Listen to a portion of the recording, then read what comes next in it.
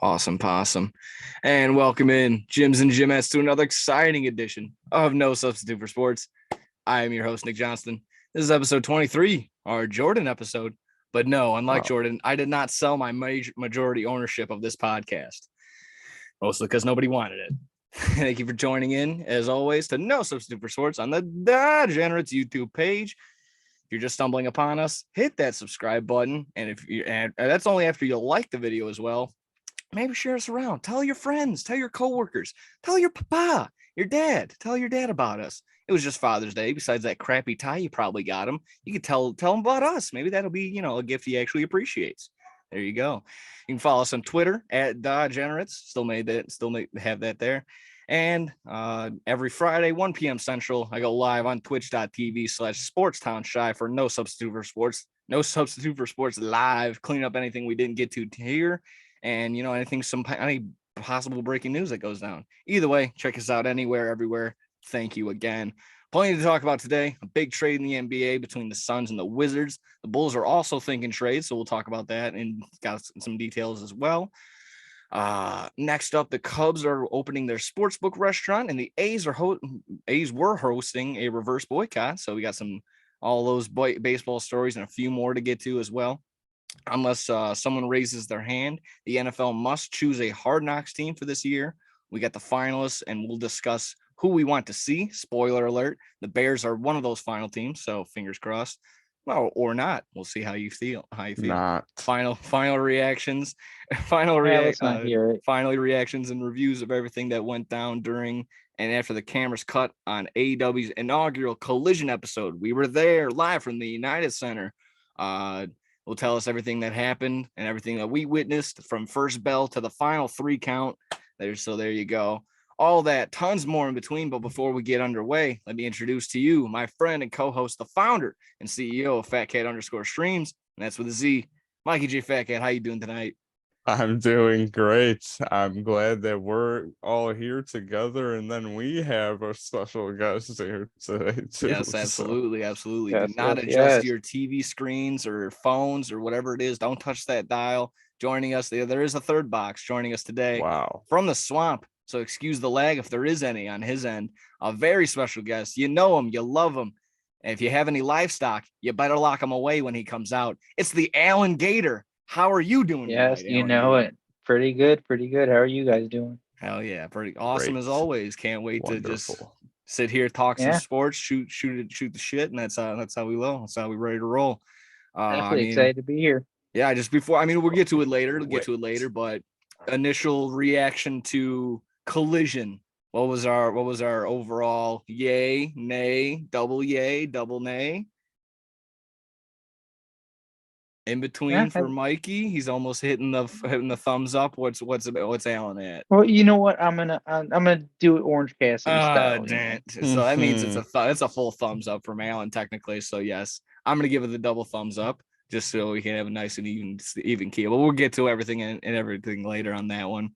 I got some appetizers. To get to. You guys hungry? You guys ready to get into some stuff? Starving. Yeah, let's do it. Hell yeah, boys. Just a really quick one. A happy belated Father's Day to all those fathers out there. Tons of kids and all those tons of kids throwing the first pitch over in the MLB. That was pretty cool to see.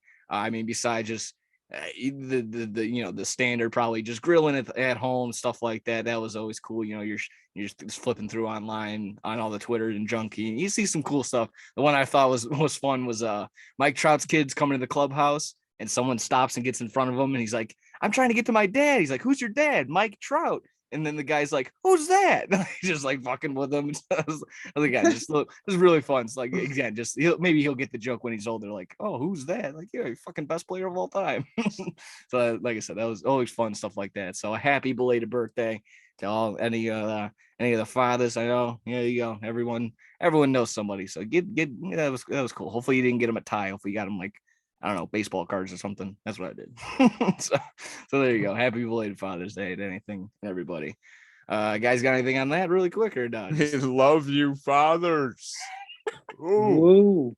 Woo hoo hoo. I'm sorry. It's just I just thought it was funny. Just a reason to bring up the Mike Trout video. Honestly, that's all I really wanted to Thank do. you, Father. No, yeah, I saw the video. It was There pretty you funny. go. Exactly. That's hilarious. Everyone got a good chuckle out of it. Either way, we breeze through these appetizers. Got another pickle review to munch and crunch through. Wow. These some big honkers. I'll tell you that much. I don't know if I'll get through a whole one just for the sake of time, but we'll chomp one into the mic for some nice pickle ASMR. I'll tell you how it tastes, how it feels in my mouth, and then Okay. oh yeah, like I said, just get some nice ASMR. Boy, these are fucking thick. Hold on a second. Oh, and they're nice, and they're just also. You said this is the original dill. This is the better than your dill, aka classic dill. Keep refrigerated. So we're gonna have as soon as we open, we're gonna keep them refrigerated. Oh boy, oh boy. Like I said, look at this fucking thing. Oh my God. Wow, you look like fucking Squidward. There we go. Pickle taste better than your dill, aka classic dill. MJF pickles. Kalen and Kalen, let's go.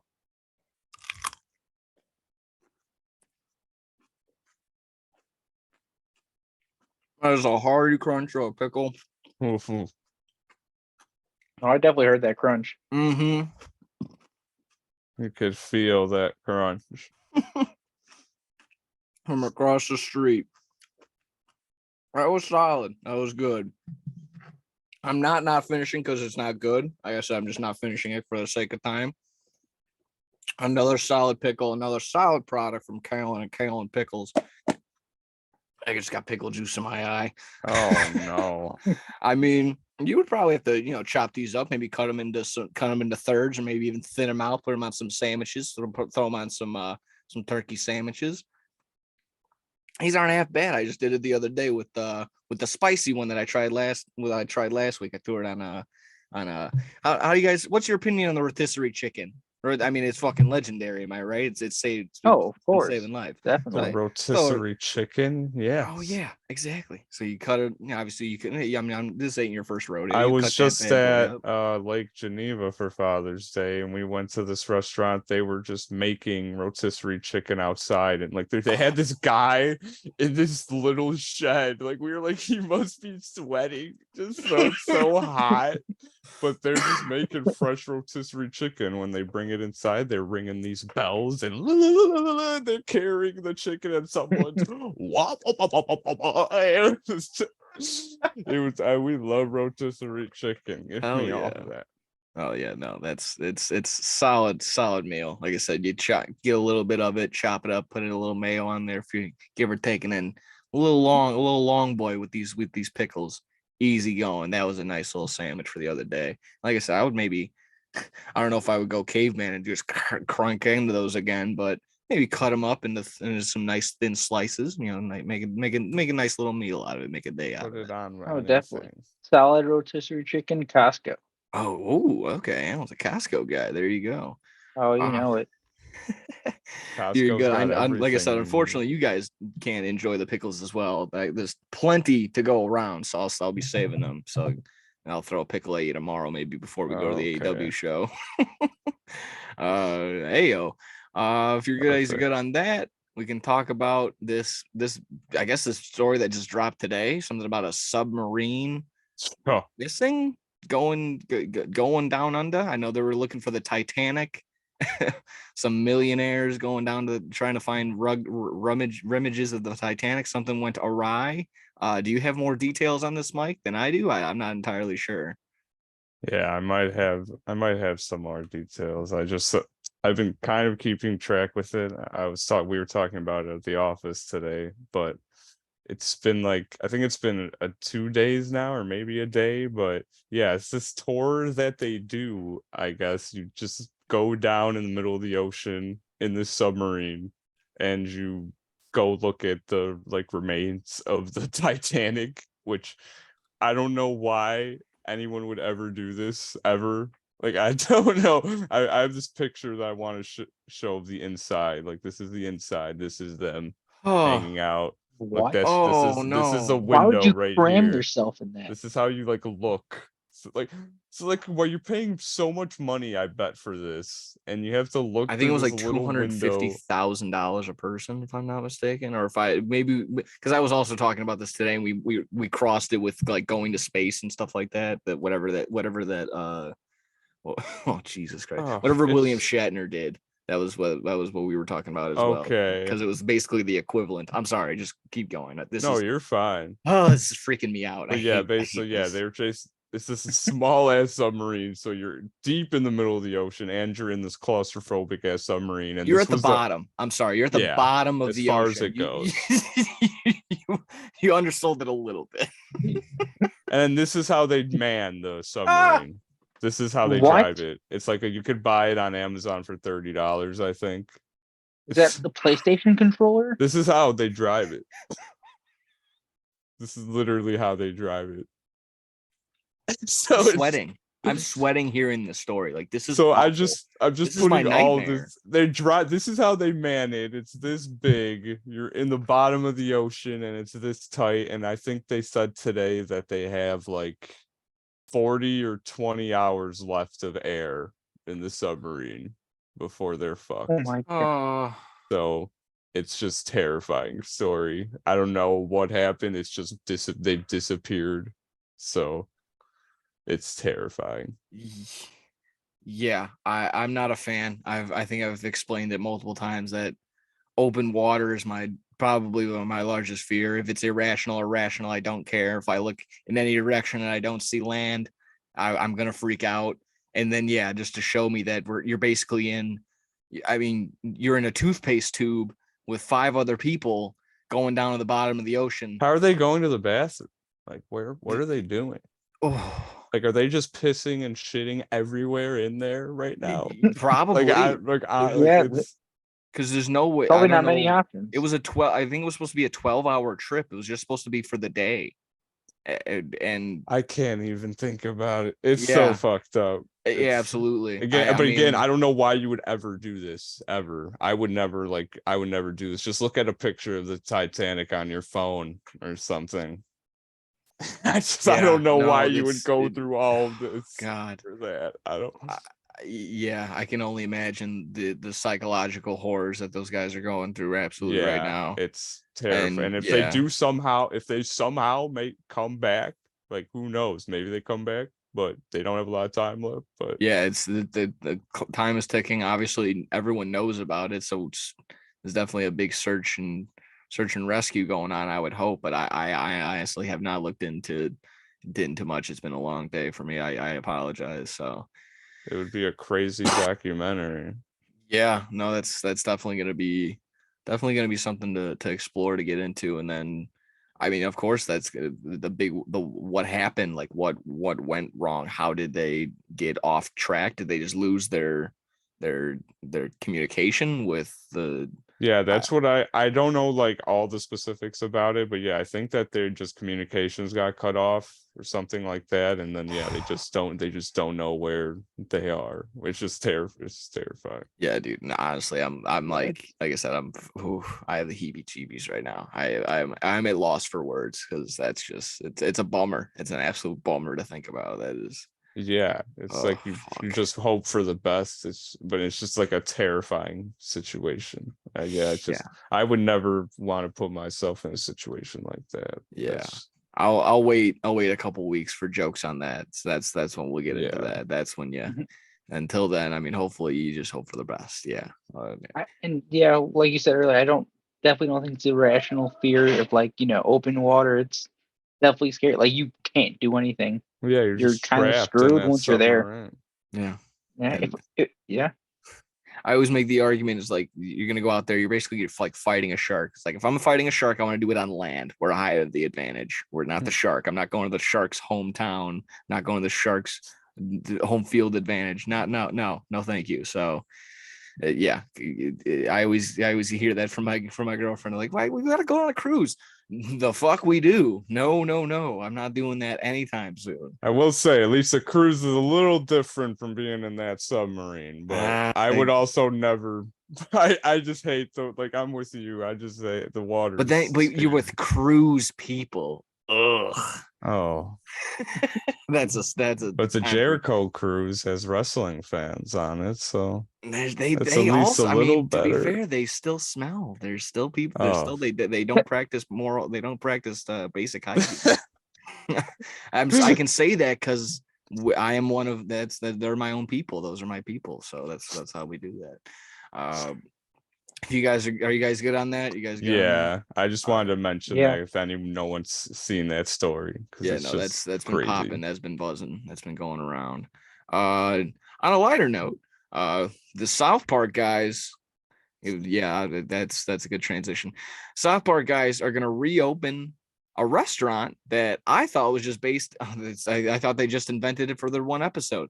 The South Park guys, Trey Parker, Matt Stone, they're gonna reopen Casa Bonita, apparently a widely popular Mexican restaurant in Colorado. Since it lost its charm, it lost its values through the years. They explained this in whatever interview that they were going on in. But yeah, they're gonna reopen it. They're putting a lot of money into it. I think they're gonna get a lot back into it. I think that, knowing that this is going around, just word of mouth, stuff like that, and just hearing the South Park guys are back into are involved in any sort of business. I would think lines are going to be around the door as soon as Casa Bonita reopens. Like I said, they went through it. They went through in that one little video I saw. They actually had cliff divers, and they were comparing it and contrasting it from the South Park episode. So, would you be enjoying if you ever had a chance to go down to again think Dave and Buster's just way cooler with, like, if it was basically Disneyland trying to be a restaurant trying to be Disneyland. So again, the question being, would you try and go down to Colorado for Casa Bonita? Oh, definitely. That's a If I thumbs was up for ever me. there, yeah, I would go there. I Alright, would you even want to go hear a there. bold prediction for me? Go It's for not it. just going to reopen after, I want to say, maybe a year or two. There's going to be another one that's going to open up. I think that's Alan how thinks a popular chain it'll of be. Casa Bonitas are coming Okay. over. That's very possible, because yeah, I think it's going to be very popular. So They were predicting some ridiculous number to, I mean, of course they're comedians, so they have to say this. They need 6 million people a night to make back their money. Makes a ton of sense to me. Again, they're just reopening, just same restaurant, same menu from back in the day, just an actual, supreme good cook back there. They interviewed the cook. She looked like she knew what she's up to. She looked like she knew what she's doing. And like I said, they're just making it a little bit better. And then the big ass board of corrections, a lot of stuff to do. So it's going to be a little bit of time from what I understand. But Casa Bonita, the South Park guys, reopening it. Like I said, I just thought it was just based on it. I thought they just invented it for the episode or something like that. So No, you learn so something did new. I did not know it was an actual place. Yeah, That was yeah, news to me when you first told me. absolutely. You learn something new every single day, I suppose. All good on that. All thoughts aside, got all our appetizers in. We can dive into our main course if you guys are ready. let's do it. Yeah, let's do it. Awesome. I think we prioritized it earlier, but just to make sure, we want to talk Bulls before we talk the other trade, right? Is that true? Okay. Mike's made the Yeah. decision. Yes, the unfortunate or fortunate news, depending on how you're looking it through it, whatever lens. The Bulls are wanting to trade Zach Lavine. Also been buzzing today. They've been calling select teams upon where he should land. I gave him a little bit of thoughts on Friday's show, so I'll defer to you guys on this one. What were your initial thoughts upon reading that Zach Lavine, that the Bulls were trying to dish out? The Bulls were trying to dish out Zach Lavine. I'll give it to you, Alan. Yeah. My first thought was, it's sad to say, but good. I tired of the Bulls giving us false hope. I think they should just, commit to tanking and start all over again. I I don't think we're just wasting his career right now. He's basically at the peak of his career right now, and why not give him a chance to win a championship? Yeah, that's a good opportunity. That's a good opportunity. I mean, he's a max player. He's got max money coming his way. So dishing him out, it's going to be tough, I would suppose. But I would agree with you. That was my initial thought too. Is just if we're not winning with him, why not dish him and try and get what we can out of him? What did you have on this, Mike? I mean, I don't know. I thought I was upset. I was upset at first because I just feel like, again, just giving up on everything already, like we did with fucking Jimmy Butler and everything, and we're just going to be back to square one, and we're going to be just complete garbage. I mean, we're going to be bad. We're going to be bad already, but I don't know. We just signed him to the max contract, and then we're just going to trade him already. I feel like that's just even disrespectful in its own way. And if he's at his peak right now, why don't we want him then? I don't know. I feel like don't we want a good player on our team? It's because we can't get other good players to come here. That's the thing. It's that, and we don't have the money for it. I don't believe that. Everyone has money. The league is made of money. You can go into the luxury tax. The only team that's in the luxury tax right now is the Suns, and makes a ton of sense considering they're going to have 4 max contract players on their fucking squad right now. Yeah, but what are the odds that we do that? Yeah, I mean the Bulls aren't going to do that. The Bulls wouldn't pull the trigger. My whole argument was, we even with when we have Zach on our team, and if he is peak of his career, doing the best that he can. We've made jokes and just saying that he's maybe on a championship team. He's maybe should be the third best option, maybe. But when we're looking at it, like the records and the report cards, what at best we would maybe get a 6 seed, and at the worst we're not making the playoffs at all. When 70% of the league makes the playoffs, it's kind of embarrassing if that's going to be the case. So. I say dish him out. I say if we're gonna rebuild, you do it right. You get rid of everyone that's including stop talking to Vooch. You dish out DeMar DeRozan somewhere. Hell, maybe even dish out Alex Caruso somewhere. Let Io DeSumo play. As much as I don't like it, let Patrick Williams do what he can, and let Kobe White get involved as well. I don't see a lot of promise out of this squad with anybody that right now. We've shown time and time again that whatever the Bulls are doing, whatever they've concocted is not working. So blow it up, and it's a tough go right now because we do not have a draft pick. I'm sorry, go ahead. Yeah. No, you're good. The only thing I wanted to say is I feel like the Bulls should just admit that they've made a lot of terrible decisions and just tank. we have Simonovic on the G League. We picked him up how many years ago, and he's done absolutely nothing but play in the G League. We traded Vooch. I'm sorry, who? Simonovic? Simonovic. Yeah, he's tall, very tall guy. He's done absolutely nothing. He's played for the Bulls a couple of times, but he's been on the Windy City Bulls the whole time. Is he written in your notes? I hope for the sake of Troy watching, he's gonna need to see that notebook somewhere. Simonovic in those notes, his averages, his everything like that. I do know him. It's one of the younger guys the Bulls got, but yeah, he hasn't really done that. They haven't done anything, so. Yeah, no, it's a tough. Yeah, all the trades we've done. Zach Lavine hasn't lived up to what we thought he would, or at least we didn't do as much with him. He has his nights.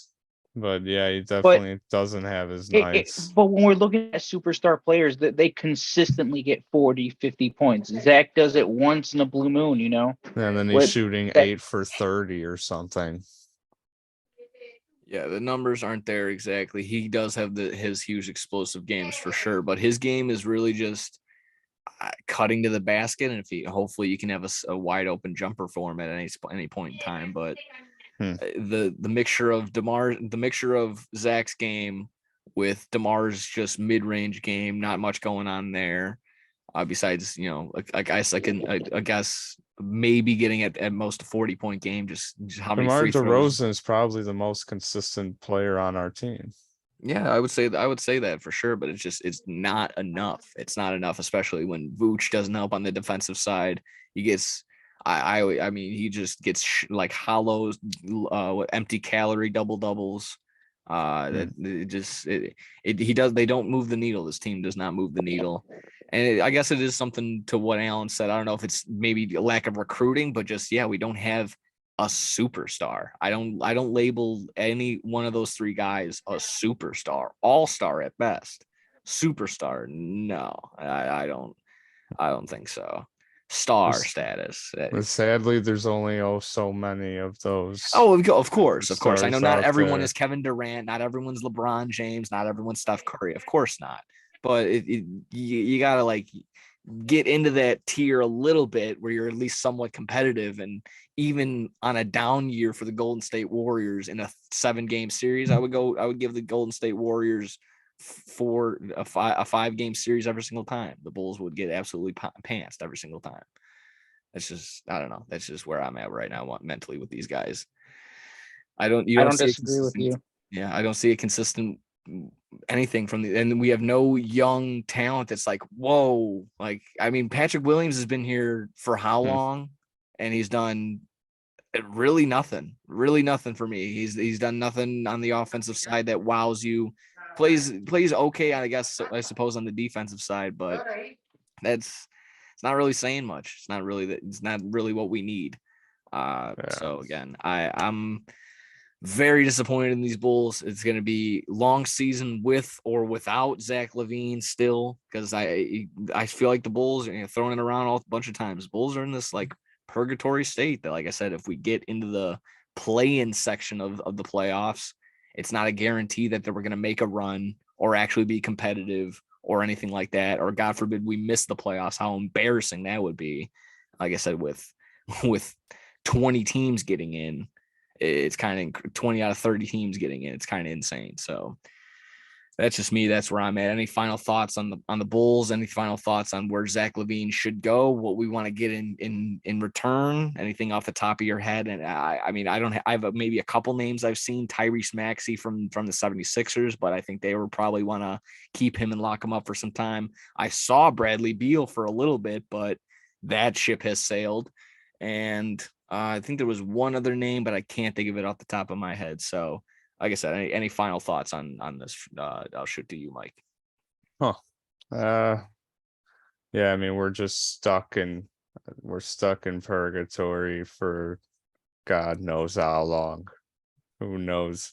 I don't know how they're gonna get out of this situation they're in, but yeah, I'm with you. I don't know how they're gonna get out of the situation. It would need to be a miracle. Like we were saying, is miracle in the draft. We somehow get a late draft pick, and obviously next year, and he somehow hits. If we get another Jimmy Butler in the 30th pick or whatever it was in the first round, we need something like that.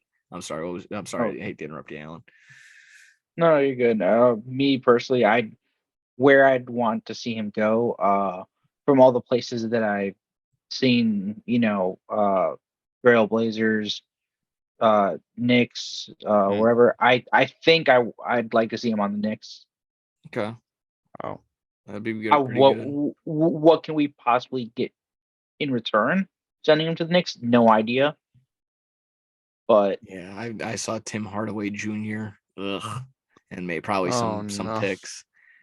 Again, those names like that don't excite me, and that's definitely not really. See, again, Tim Hardaway Jr. is gonna change everything for us. Not it's be like, we need a point guard. Someone will spin someone. He's like, we need a point guard. So there's that. I mean, like I said, that was just one name I saw. If he's even on the Knicks anymore. Yeah, basically similar arguments that I have on the live show. So go ahead and check back on that if you wanted to get my initial thoughts from Friday's show. Check that on Spotify. If you guys were good on that, there was another actual trade that went down in the land of the NBA. Wizards trade Bradley Beal to the Suns in exchange for Chris Paul. I'm gonna get this wrong. Landry Shamet. And multiple second-round picks and multiple pick swaps. First rounders. Yeah, Landry Shamet only averaged 8.7 points per game last season. Chris Paul found out about this trade from his son, apparently, most likely scrolling along Twitter and seeing it through there. The Suns will receive Bradley Beal he's 29, 30 years old, a 3-time All-Star. I remember exactly. I think he averaged close to 20, 25 this year. That was pretty decent. Jordan Goodwin, who averaged 6.6 points in 17.8 minutes per game, and Isaiah Todd, who only played 6 games last season. That's who they're getting in exchange for.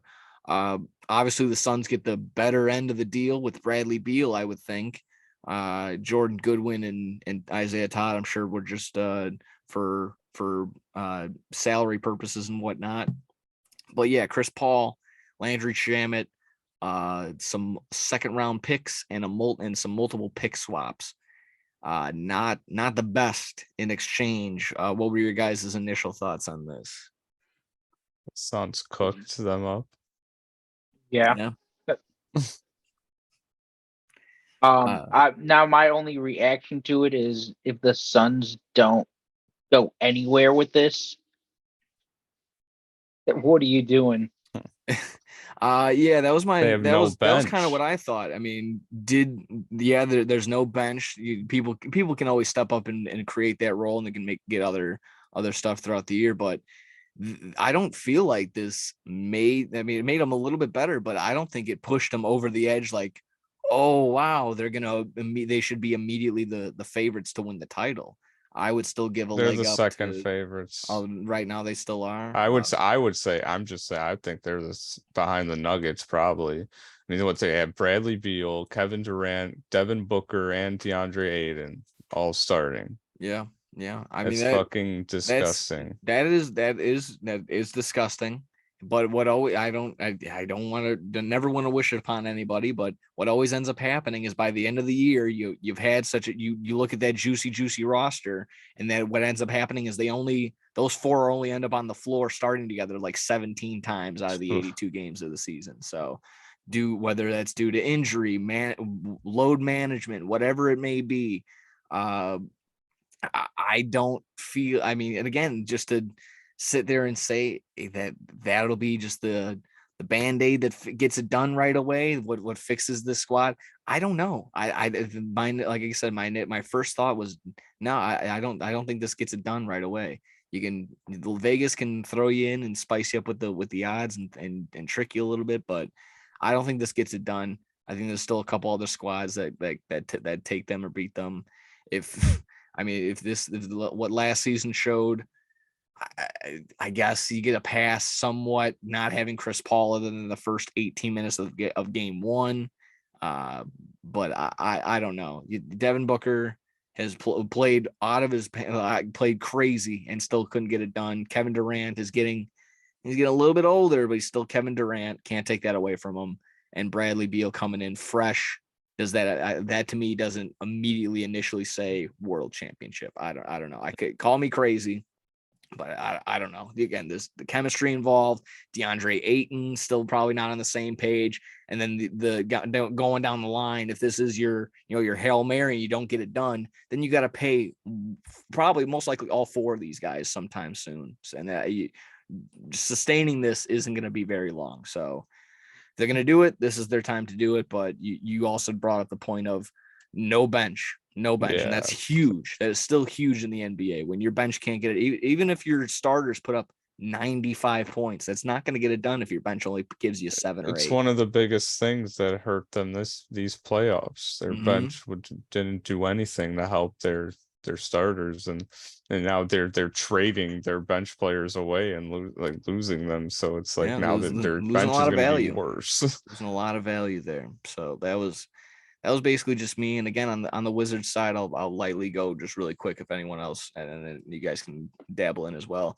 I don't know what the Wizards have nothing going on for them anytime soon. I know, and then Kyle Kuzma just opted out of his deal. He's seen the writing on the walls. Good for him. He's opted out of his player option. He's gonna be a free agent, along with Draymond. We'll get to that later. But like I said, I think the writing's on the walls. That team's going to be garbage, and the only way that they salvage anything from that trade is if they just sign and trade Chris Paul somewhere else and try and get picks. Yeah, that's or try and get another decent player that they can just I don't know, throw up on the poster board and get some season ticket sales out of there and just say, hey, how you doing? But otherwise, they got the absolutely L for the Wizards on their side of the trade. Obviously a plus, a B plus, A minus potentially, depending on how you look at it, look at what Bradley Beal's doing. So there you go. That's what I had on that. Alan, do you have any other thoughts on this bad boy? Yeah, I don't know if I can give it a grade or not. I'd have to see what Bradley Beal does. Oh, of course. That's they'll probably yeah, obviously, but but like Mike brought up the point of them not having a bench. I don't know if they have any picks coming up in the draft right now. Maybe that's a way they're planning on, filling those spots back up. Definitely not a lottery pick, considering they've been pretty solid these past couple of years. Yeah. They can do what they can, maybe mid-20s, upper 25 section. I don't know exactly where they are in the draft, but yeah, there's a little bit of wiggle room, still in some opportunity, but yeah, they're going to need to do something on that bench something between now and the trade deadline to really sustain it. Let me take a quick peek at any other notes I had on this thing. So yeah, they had a solid piece in them for sure. Wherever Chris Paul has gone, he does make the team better. I mean, you can look at it I with. saw he wants to have a reunion on the Clippers, or I'd like to see him on the Lakers too, just because he's best friends with LeBron. That's cool. That's cool. Maybe another reunion. They've also been throwing around his name for the Rockets. So between, I guess, James Harden is supposed to come back there as well, and then I think they're gonna have a young rookie most likely drafted there. So they would have a pretty tight core right there. That would be good. Yeah, let him go where he can. Let him try and just do what he can. I'm kind of on that back and forth of like, has he like played out of like his Hall of Fame potential? But I mean, the numbers don't lie. He's like third all time in assists or something like that, fourth or third. I don't know. It makes a ton of sense. For my first basketball shoes, CP3s. There you go. Nice. Rocking and rolling with that. Had the D roses. I forgot which ones. I might still have them. They're like size 8s. They're like way too small. I need to keep them in my first D roses. I forgot which ones. Yeah. Any final lingering thoughts on them before we go to another basketball story? Yeah, I'm good. No, we can move on. All right. Cool. That's like weird. Ja Morant. We've been checking in on that guy, checking in multiple times on the story, even on the live session as well. Ja Morant's suspension went through. The final decision was 25 games. Simple question of too much, not enough, or just right. I will tell you, my reaction was just right. I think 25 games. It's more than 25% of the season. Close to like 30, almost 40. That's wrong. But either way, I feel like that was a fair amount of games. Like I said, I'll just throw that up to you. Too much, not enough, or just right. 25 games for Ja Morant suspension. Yeah, I did not think it was going to be a lot. I mean, yeah, it's like I saw people saying like suspend him for the whole season and stuff. I think even back in the day, even the past initial episode when we talked about this, I think 82 would have been way too harsh. You need to set a good. I think 25 is a good precedent for the idea that he didn't break a law.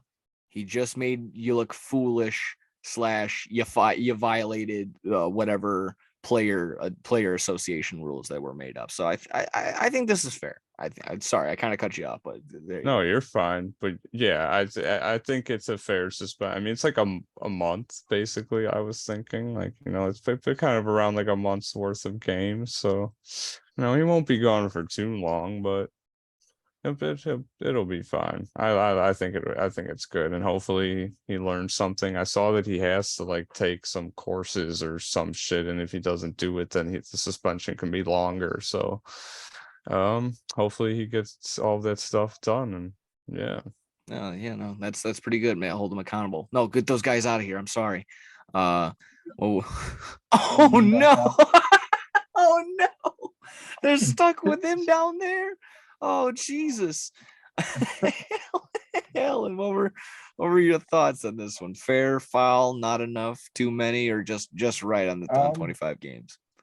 Yeah, I think it's fine. I think he got what he deserved. He, like you said, he didn't do anything illegal. He just broke some NBA rules, So when I originally saw a full season, I thought that was kind of crazy, but I kind of understood it because he did it twice within a month. Come on, Yeah, I mean, like obviously I said, he didn't learn after the first time, but I'm okay with the classes, yeah, like doing all that extra stuff. shows some sort of actual progress, go through a course. If Yeah. he gets it done and actually, everyone was also harping on him for his, I guess, his lack of an apology, or just like this blanket apology that you could really throw on anything, just like an ad lib, just insert "I'm sorry for," insert that why, and like I didn't mean to do, insert what you did.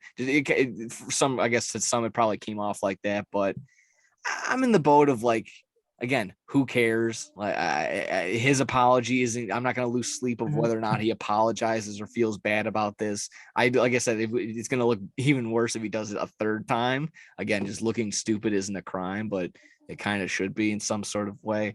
Either way, what was I going to say? I guess fair. 25 games. Damn it, I had a good one to wrap it up, but I kind of got myself all flustered. Yeah, that's fine. That's fine with me. 25 games. That's okay. I got no quarrel with it. If he actually learns from it, that's fine too. Yeah, that's what we hope for. Yeah. Then he'll just get right back into it. Check your bag and leave everything at you. Just learn from it. Actually learn from it. And then, my whole thing, that was the final debate where I was trying to put up. It brought back up the debate of like, are these athletes supposed to be role models or not? And they can be, they should be to a certain degree, but then again, this is the time and place where you, I guess, learn from your quote unquote role models. So he's got kids looking up to him now. He can acknowledge that, put the gun away, do that on his off time. And then, then you also are like, you're looking up to John Morant. What are you doing? Where are your parents? So parents, step in. You shouldn't be looking up to, I don't know. Look up to scholars and everything like that. Don't look up to people.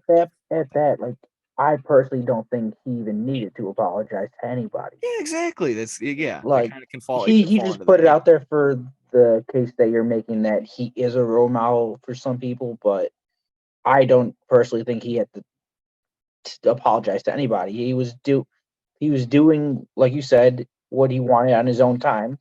Someone just happened to post it on the internet. Yeah, no, definitely. He didn't bring it to the facility. He didn't do anything like that. No, actually, so. there was actually some when he did it initially. There was like when he's in Denver with it. So how did he not get it like into the facility without out traveling with it or something like that? So yeah, that was the whole thing initially, and then he does it again. It's just like, what are you doing, bro? So again, violating, just not making a mockery, but like I said, it's a business at the end of the day. If I went into work or something like that and I was wearing the wrong clothes, like I would get in trouble, and so on and so forth. Oh, definitely. It's the same. It's almost like the same thing. If I go into an NBA game with a gun, I'm gonna get in trouble as an NBA player. So know that, learn from that, and I think we can all grow from that as a person. I think we can all agree here. Any final thoughts on the John Morant finally getting the axe, getting the suspension, getting the precedent of 25 games?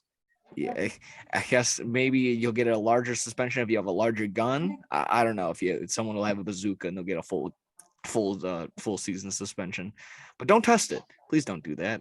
If you guys are good on that, we got one final NBA thing to get to, and we can get to some more, some NFL, some actual NFL stuff, and a little bit of MLB. If you guys are good on that, and wrestling, I'll cap it off. Yeah. Awesome possum. Just any The initial Sox just thoughts? tied it Oh, up, good. baby. Last time I saw, they were bases loaded, no outs for the Rangers. So I don't know what happened with that. So hopefully They got out of it with no Ooh, runs. hell yeah, that's awesome. Draymond Green of the Golden State Warriors declining his team option, electing to be a free agent. Do we think he's getting a new deal done? Is he staying at Golden State, or after playing some ball with LeBron and tweeting at LeBron, are we thinking he's going to go and be a Laker or somewhere else? What are we thinking, boys? What are we thinking? I think he's just testing the market right now to try to get. I don't know. I think he'll still stay on the Warriors, but yeah, it's either the Warriors or the Lakers because I don't know. I don't feel like he'll go to some random team for money or something. Like I don't know. I feel For like money, he wants to play with LeBron or he's gonna stay on the Warriors with Curry and Clay. I don't know. He's not like he's not stupid. All right. I don't think again he's not well. I he's not agree. in it for the money, at least. He's not gonna go sign with some shitty ass team for a shitload of money just cause like I don't think he's like that. So I don't know. I mean, I think his talent, the offensive side has never really been there. He's definitely a guy that's just you want him on your team. He does all the the grunt work, I suppose. He plays the defense. He locks it down. He's not afraid to actually pass the ball and get that. He's actually a pretty solid passer, getting everything involved. But yeah, I mean, it seems like a pretty good teammate for LeBron for to just do exactly that. Get some missed boards, get some rebounds, pass it back out to LeBron so he can do something again, and then he doesn't mind shooting maybe 5 times a game. So it's okay with Draymond. So I wouldn't put it past him just trying to get a bag really anywhere for extended money, extended time. If what's good for him is he should stay in Golden State because Klay Thompson and Steph Curry are still playing at a competitive level. I just think there's probably an issue, and I've heard some rumblings because Jordan Poole got the money that he got and he's going to be there for some time. So it might just be one of them or both of them throwing their hands up in the air saying, he's here, I don't want to be here, or he's got to go, I'm going to stay, something like that. So I don't know. I'm not entirely sure if that's something behind the scenes that they're dealing with or if they can, grow up and see past that and try and win a championship with the talent that they have.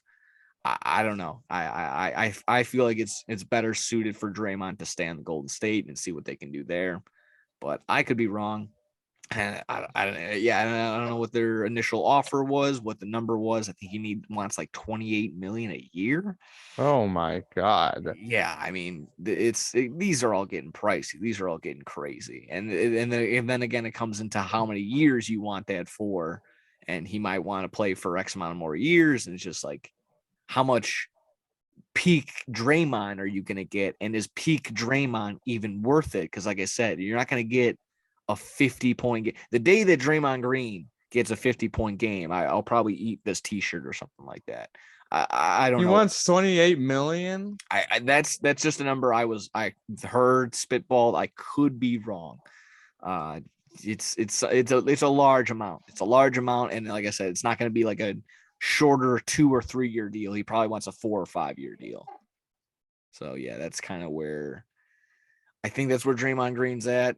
And I don't know if they can land on it, figure it out. And like I said, with Jordan Poole just getting his money, getting his extension, or not extension, but just getting a brand new contract this season.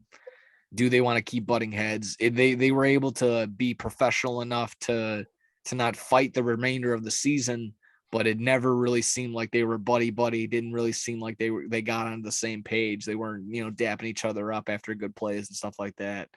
So I don't know if cooler heads can prevail on that side of things. That's just kind of where I'm at, and that's just what I've kind of heard around the league with stuff like that. So Gator's sitting a little quiet. What was your thoughts on Draymond Green maybe becoming a free agent potentially? Yeah, I think that Draymond, if he's not going after the money, Like, why would you go anywhere else? If you're gonna go to another team, it's gonna be a better team than Golden State. He's not gonna move to a team that's worse. So Yeah. maybe you bringing up the Jordan Poole thing, maybe that has something to do with it, because I wouldn't be able to think of another reason to go somewhere else. Yeah, and then like I said, what other better teams are you really looking at? Like you can't really. It's not like he's going to be able to join the Suns. They're paying. They would need to cut 5 other players and only have the starting 5. It's not like again, same thing with like the Nuggets. They probably wouldn't be able to make the room / they don't really need him at any point in time. Would they want him? I suppose, but I think Aaron Gordon's a little bit better at this time. I don't know. And just I think as of right, I already said my piece. Like I said, I think the Golden State Warriors are his best bet. If he thinks it somewhere else is what it is, it'll make for good TVs, I suppose, but maybe good numbies on his podcast. But don't pull a Kevin Durant, Draymond Green. Don't leave the Warriors and then end up regretting it. yeah, exactly. That's probably the best way you can end that one. So, moving on to let's move on to some quick MLB. If you guys are good on that. With a quick MLB, the Sox just took the lead 7-6 off Elvis Andrus beating the catcher at home plate with a slide. There we go. Love it when they get check mark. Love when they do start doing that shit. Going from White Sox to unfortunately the Cubs. Let me pull up my note skis. There we go. The Cubs finally opening that sportsbook / restaurant facility that's going to be connected to Wrigley Field. Finally opening soon, per ABC7 Chicago WLS. Calling all Cubs fans, a new bar, restaurant, and sports betting facility connected to Wrigley Field is opening soon. The new, they're a competing sports book, so I'm not going to say their names. It rhymes with Raft Wings. Raft Wings Sportsbook previewed its space on Tuesday. A massive 2,000 square foot video wall may be the first thing you notice entering the sportsbook. The screen can be configured and show a couple of dozen games and stuff like that. So that's going to be cool. Why are you here versus sitting at home on your couch? You probably don't know what your living room. It's just telling you to come to the sports book. It's telling you to come to the bar, the restaurant. It ought to be fantastic, honestly. They might have a leg up on the White Sox for now, since they don't have any place to go in the parking lot and car and get all sauced up before the game and maybe grill and all that and tailgate. But they get a nice little drinking facility. I mean, another bar in Wrigleyville. You don't need. I guess they need more of those.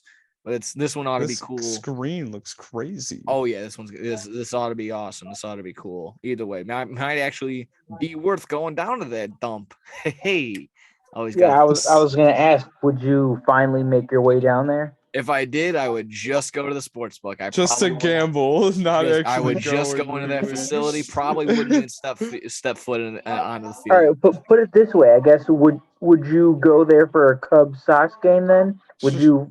Would you decide it would that would probably be one of the most popping places at that time if it was, especially at Wrigley Field. Yeah, that would be a pretty popping spot to be at. And if just be the one guy not betting on baseball there, that would be pretty funny. That would be a pretty good bit. You're just going in, you're like, I want the time. What, did anyone got golf on? What's going on? I don't know, something ridiculous. Either way, I mean, that's all exciting, all good news. I mean, like I said, obviously not the big Cub fan over here, but all three of us aren't really. But just to get money flowing in Chicago land, you got the jobs going on. Anything with gambling's a-okay. When you got gambling, you better go to bit.ly/no-sub-bets, and you go ahead and do that. You sign up with Bet Rivers, not with the sports book that I'm actually talking about. Like I said, that's the bad one. We don't talk about that one. We're talking about I almost ended up saying it. We're talking about Bet Rivers here. Must be in Illinois. Must be 21 years or older. Gambling problem. Call 1-800-GAMBLER. Is when you go ahead and deposit $500 or more, you get a risk-free bet. $500 or more. or excuse me, up to $500. Excuse me, up to $500. You get a risk-free bet up to $500 when the first bet misses. So do that again. bit.ly/bet has enough self fucking production, self advertising and all that. There Put you 500 in bit.ly. There you go. bit.ly/no sub bets. Put Do it. 500 in tonight. Do it responsibly. Yeah, if you have it. Let's see. On Friday, I went ahead and talked about, highlighted basically the entire A's doing a reverse boycott. And funny enough, it was during their 7-game win streak against the Tampa Bay Rays. They had a nice game. They ended up winning the reverse boycott game 2-1. Followed up with a stinker, and they've been kind of losing it ever since, 6-3. And it's kind of, like I said, that's been setting the tone ever since. But I went, this came across in my YouTube feed through tons of other people, but the guy that actually organized it, Gamer_Athletics, pretty good follow, pretty fun guy to watch. He's been pretty entertaining.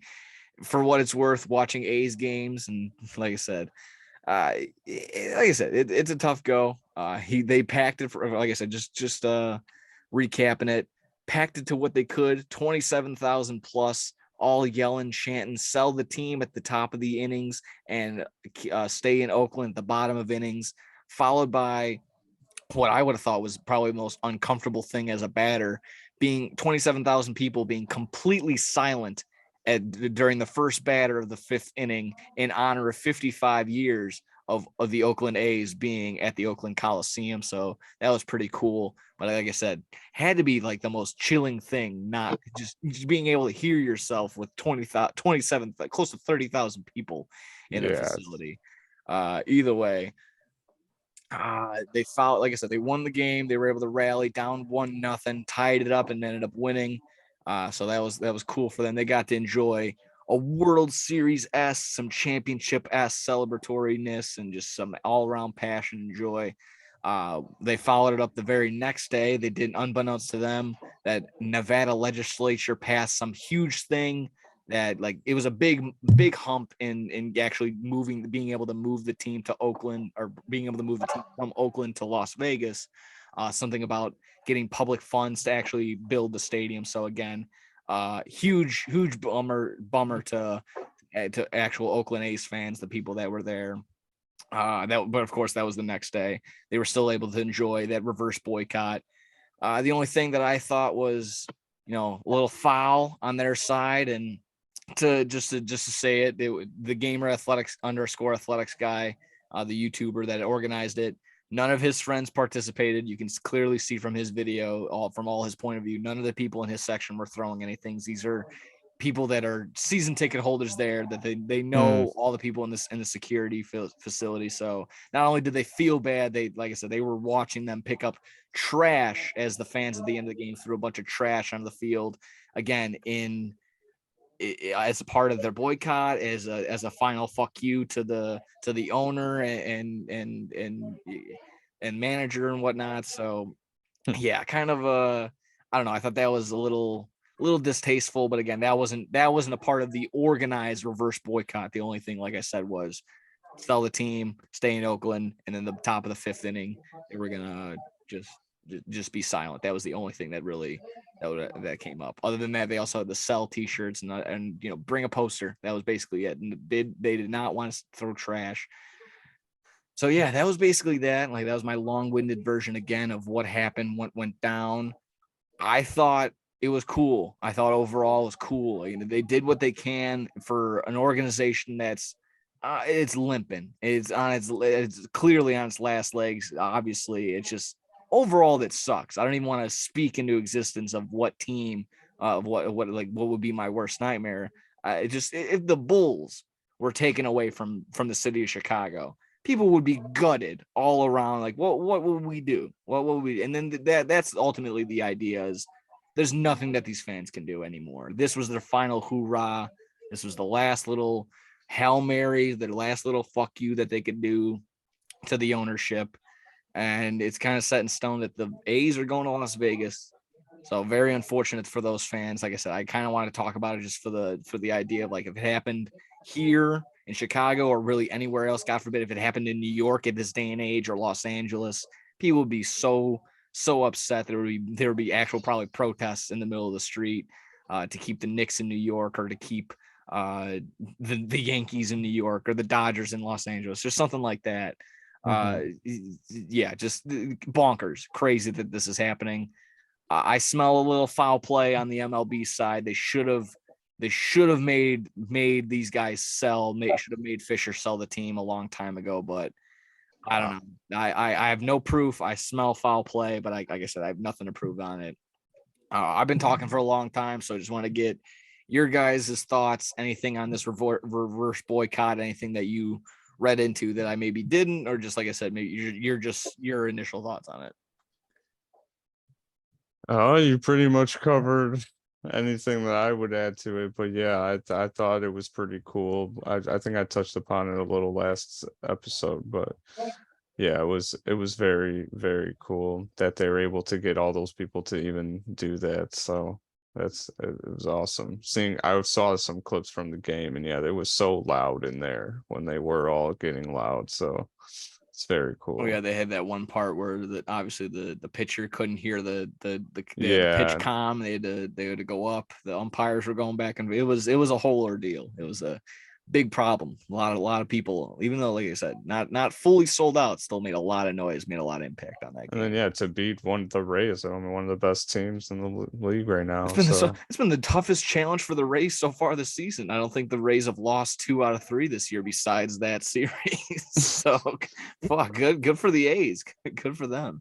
What were your thoughts on this one, Alan Gay? Yeah, I guess the team was inspired by seeing all the fans show up. But yeah, that obviously it was successful.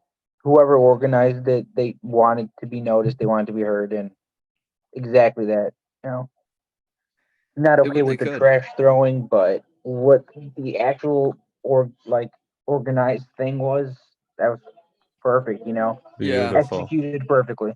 Yeah, I think that'll be the trash throwing. I don't think that'll be a huge. No one's gonna highlight that. That'll be thrown in at the end, like, hey, remember these guys kind of just threw a bunch of garbage on the field at the end. But I don't think that'll be the first thing that anyone says on this. Just the idea of a reverse boycott after I think they recorded the worst attendance since the 60s or something like that, with a 2,400 person attendance one game.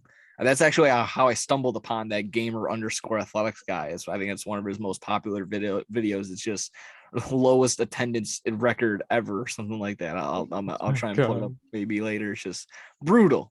Absolutely. Oh my God. Absolutely brutal. These A's, like I said, ultimately just overall feel bad for the city and any just true baseball fan that's left in that facility. It's just, yeah, we talk and complain about the White Sox. At least I do all the time. And just I feel a little tiny bit better knowing that at least we have some security that they're going to be here for some time. So I don't know.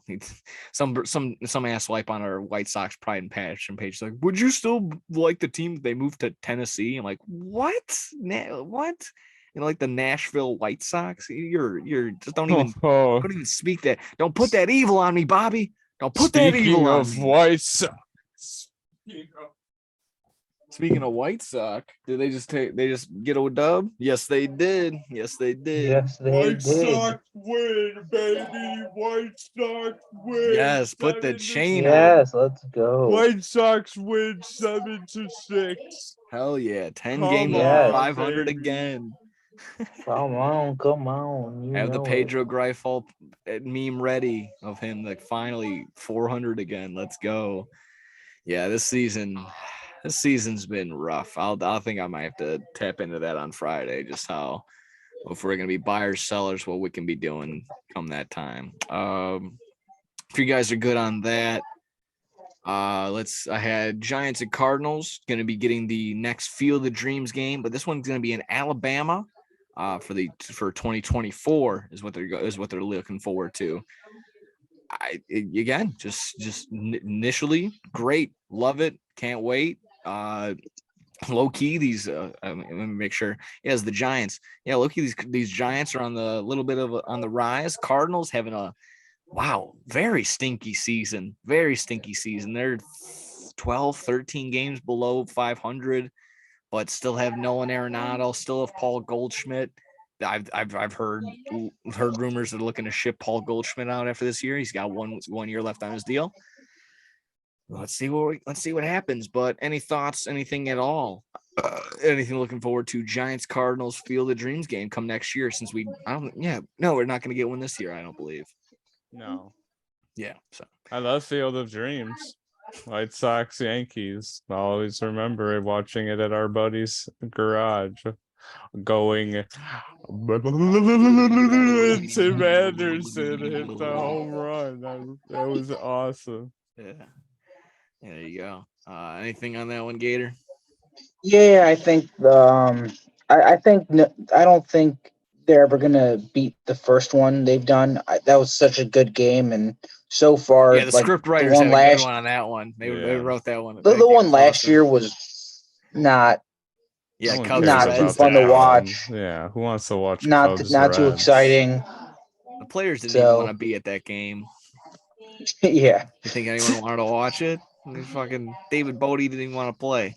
Yeah, no, it's gonna be great. The pageantry, obviously, they'll be coming out of the corn like they usually do.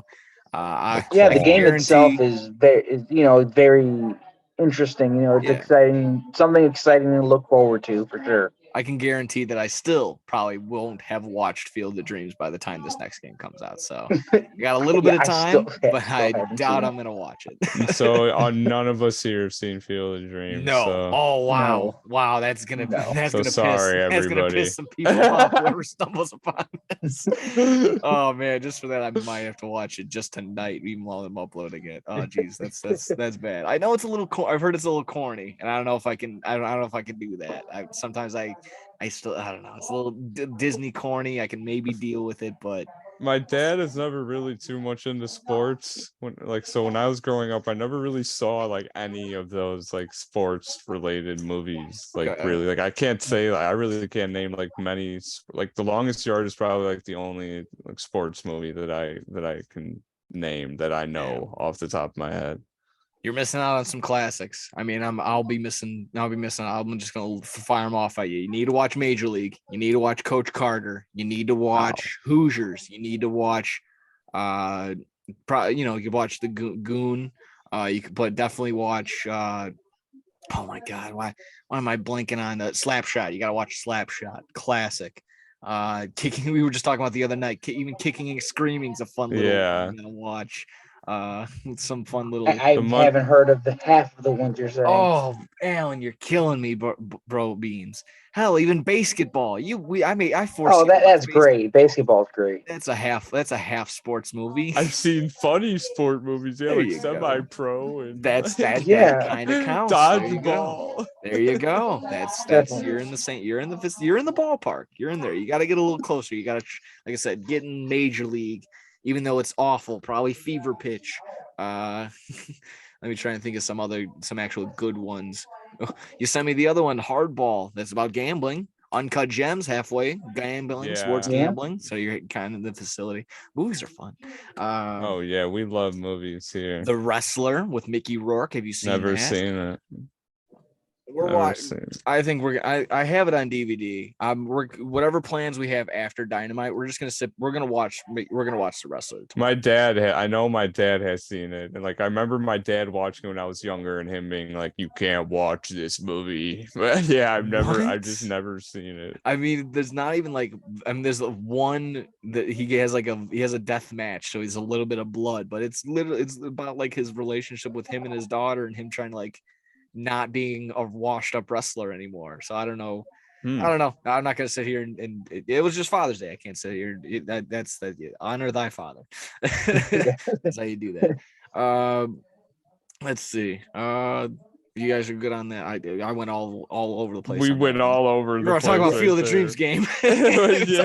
Actually, excuse me 1 second. I'm going to mute myself real quick. I just need to relocate real quick. There you go. That works for me. Whatever you got to do, doggy. while you're doing that, I'll quickly talk about just the last thing I got in the baseball facility, the baseball world, the baseball realm. David Freese declining his offer into the Cardinals Hall of Fame. I thought this was a classy move.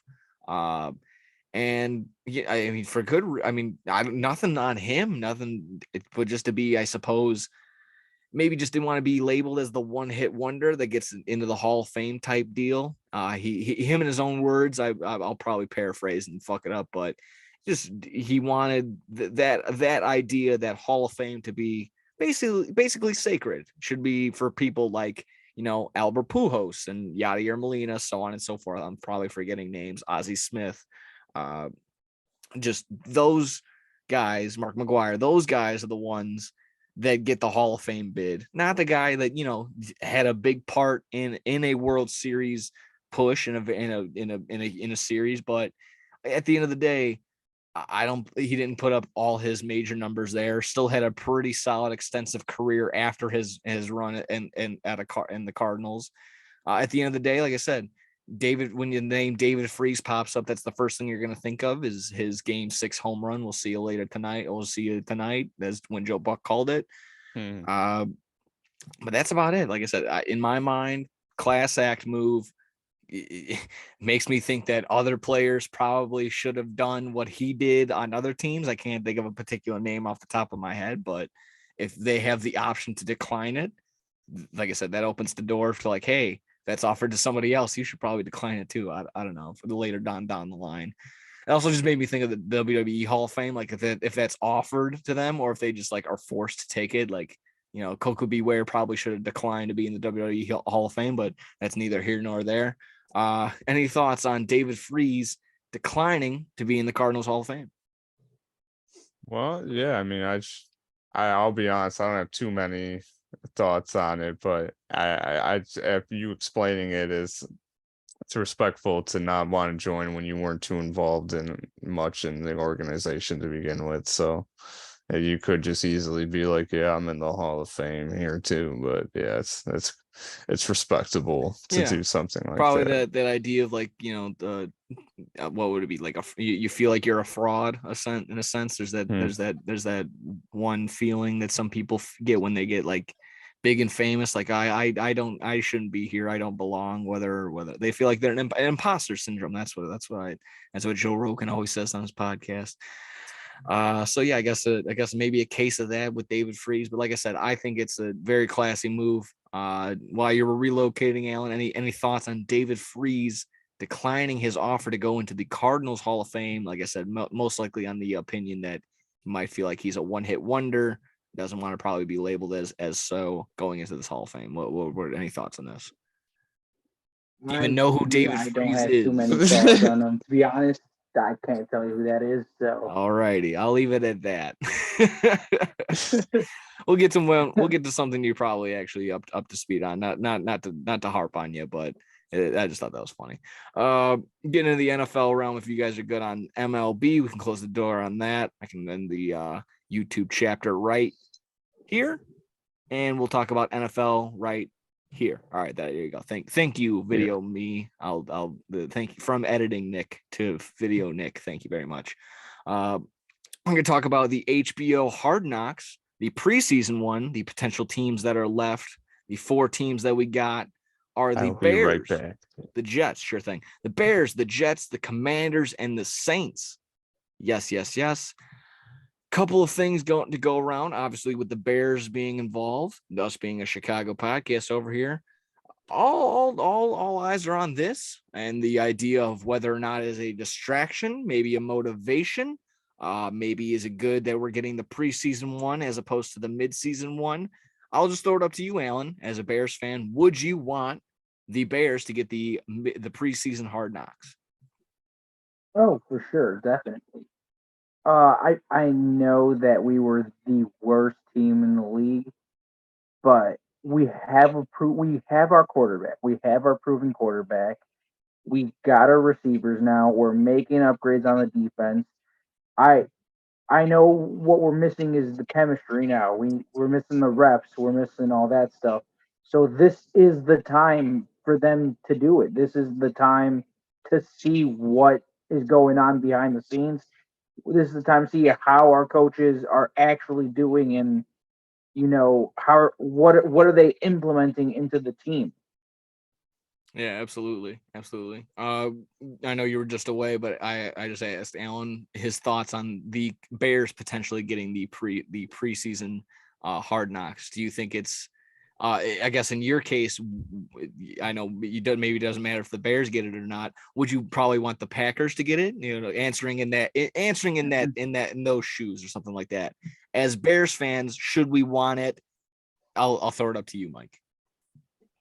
It would be cool if the Bears had it because they're an up and coming team. The Bears are really cool. They've been adding a lot of new players this offseason and stuff, but I think it would be pretty cool to see. Yeah, the Bears are very cool. Thanks for saying that, Mike. Yeah, the Bears are very cool. Thanks for saying that. Some behind the scenes of that bad. If we could see the Jets on Hard No one wants to Knocks, see are that you kidding me? pill popping, See Aaron drug Rodgers addicted, on Hard drama Knocks. queen any more than we already fucking have. I would love to see the Jets on there. Aaron Rodgers throwing balls deep to players in practice, taking ayahuasca with the players, like you said. Just on top of each other, sitting in New York, just doing all that fun stuff. Don't get me wrong. I'd love to see the Packers, but I think it would be something awesome. completely unrelated. I'm sorry, but can I bring this up? Talking about the Packers, did you guys see what Love said? He said that the Bears were his father. The Bears are what? The Bears his fans. Father during said, Father's Happy Father's Day to all the Bears fans, which kind of didn't make sense. He tried to spin it like he tried to play along with Aaron Rodgers' thing, how he was, how he was saying that he's our father, but he said it completely the opposite. Like he said the complete opposite. Yeah, because he's a dumbass. Jair Alexander also said yesterday that Jordan Love is the best quarterback in the league. Yeah, on some Tyreek Hill shit, saying that Tua Tagovailoa is the fucking best quarterback in the league. These guys got to pull their heads out of their ass. I'll answer my initial question, and yes, I will. But yeah, hey God, just before I kind of went off track. No, go ahead. It would be cool to see the Bears too, because they have added a lot of new players and they have new coaches, and I mean Justin Fields, all that stuff. So. I personally, I feel like Hard Knocks would be a distraction, which I don't know if you've asked this question. That was my initial thing. A distraction or a motivation? Where do you see this as? I feel like that's why all these teams are rejecting doing it to begin with. I feel like that's because, they were talking about maybe doing it with the Lions again this year because nobody wanted to do it to begin with. I feel like it's just, I don't know, maybe these teams don't want people recording them in practice all the time and like being down there, like recording their meetings and stuff like that. Cause maybe I don't know. Maybe they don't want other teams seeing that stuff, or maybe just, I don't know. I just feel like, just having them around all the time. They do a good job of not, when they are writing on the chalkboard and whatnot, they don't just blatantly show, here's our play. And then they don't do anything like that. Well, if there's someone that's an inside job, exactly. Guy there has footage. There's always that always passes by my brain every single season. I'm like, what's stopping any one of these HBO guys from getting a call from another one of these teammates? It's like, hey, what's going on over there? What do you see? Yeah. Exactly. Send me some footage. That's just how I don't trust anybody. I don't trust like that. I don't trust like that at all. But yeah, again, just me answering my own question on this one: motivation or distraction? Should the Bears have it? Should they not? I think if we have to, in the sense of preseason versus mid-season Hard Knocks, I would much rather have the preseason Hard Knocks. I would feel like it's almost a motivation in the sense that you're kind of just getting through mini camp. It just gets the juice going. Yeah. In my brain, again, distraction. You're always, as an NFL player, you're always constantly under the microscope. Whether you're a practice squad guy in some sort of sense, or if you're the QB on the number one team in the league. The lens is always on you in some sort of sense. The microphone, the camera, something is always on you until you get home, put the keys in your whatever bowl or whatever, and you sit down on your own couch. That's when you can finally relax. That's about it. So with or without them there, I'm sure there's always some sort of camera rolling at whatever facility that they have, whether or not it's for HBO or not. So to sit there and say distraction, I would say no. Motivation, potentially, yes. Like I said, just to get, like I said, some people are just like, they get a little motivated, like, hey, I got the camera rolling, let me do something fun. The HBO guys always have it, and they can always spin zone it and make these guys look good. They made me care about the Houston Texans like 5 or 6 years ago. I don't know how they did that. Absolutely They made phenomenal me job. care about the Lions this year, and Yeah, they're in our exactly. division. Exactly, absolutely. I'm supposed to hate them. I know. Now Dan Campbell's like one of my favorite people of all time. And Jamal Williams, the running back. Yeah. He loves Well, him. I had a question going back to what you just said. Yeah, sure. Actually haven't seen any Hard Knocks. Okay. So you asking the question, is it a distraction or not? You said that, you were just saying how some players, like to do some funny stuff or whatever and try to play it up for the camera. But like, is that in itself a distraction? It could does be. that like, do the players feel do you think do the players feel like they have to go out of their way to do something for the camera? Some might, but that definitely varies person to person. Like I That's said, a good point to bring up. It could either you're not playing it up to the camera exactly, but there's also that idea that they might not be giving their authentic self at all times. Like this mid-season Cardinals, I didn't feel like a single second that they were highlighting Cliff Kingsbury, that I was getting an authentic version of Cliff Kingsbury. No, I mean, like the way he was talking, the way he was just the conversation. They might feel like they need to be someone different when the cameras exactly. are Like around. I said, they might be either protecting themselves from saying something stupid, or just they might just be weird people and they just don't know how to do this shit. It's that Cardinals coaches. So you saw the video of him talking to Buda Baker or whatever. Yeah, and he's like, "We're so excited to have you on the team, man. Explosions, blah, blah, blah." I was like, "Oh my." Yeah, dude, like, that's very unnatural conversations that are being had. And like I said, it might be for some people, the camera might not be their friend. For others, it's just the same old, and it doesn't matter if they're there or not. It definitely varies person to person. But like I said, just getting to the Bears in general, the storylines are basically set. It would basically be highlighting Justin Fields, and whether or not puts a little. I think there's already enough pressure on Justin Fields. Adding another camera on him, I don't feel like that really is going to change his gameplay. He's gonna come out and play how he plays, whether or not an extra camera is on him. I don't think so.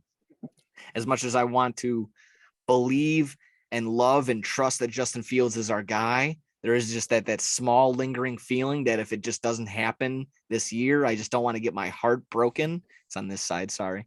I don't use it very often, so I forget.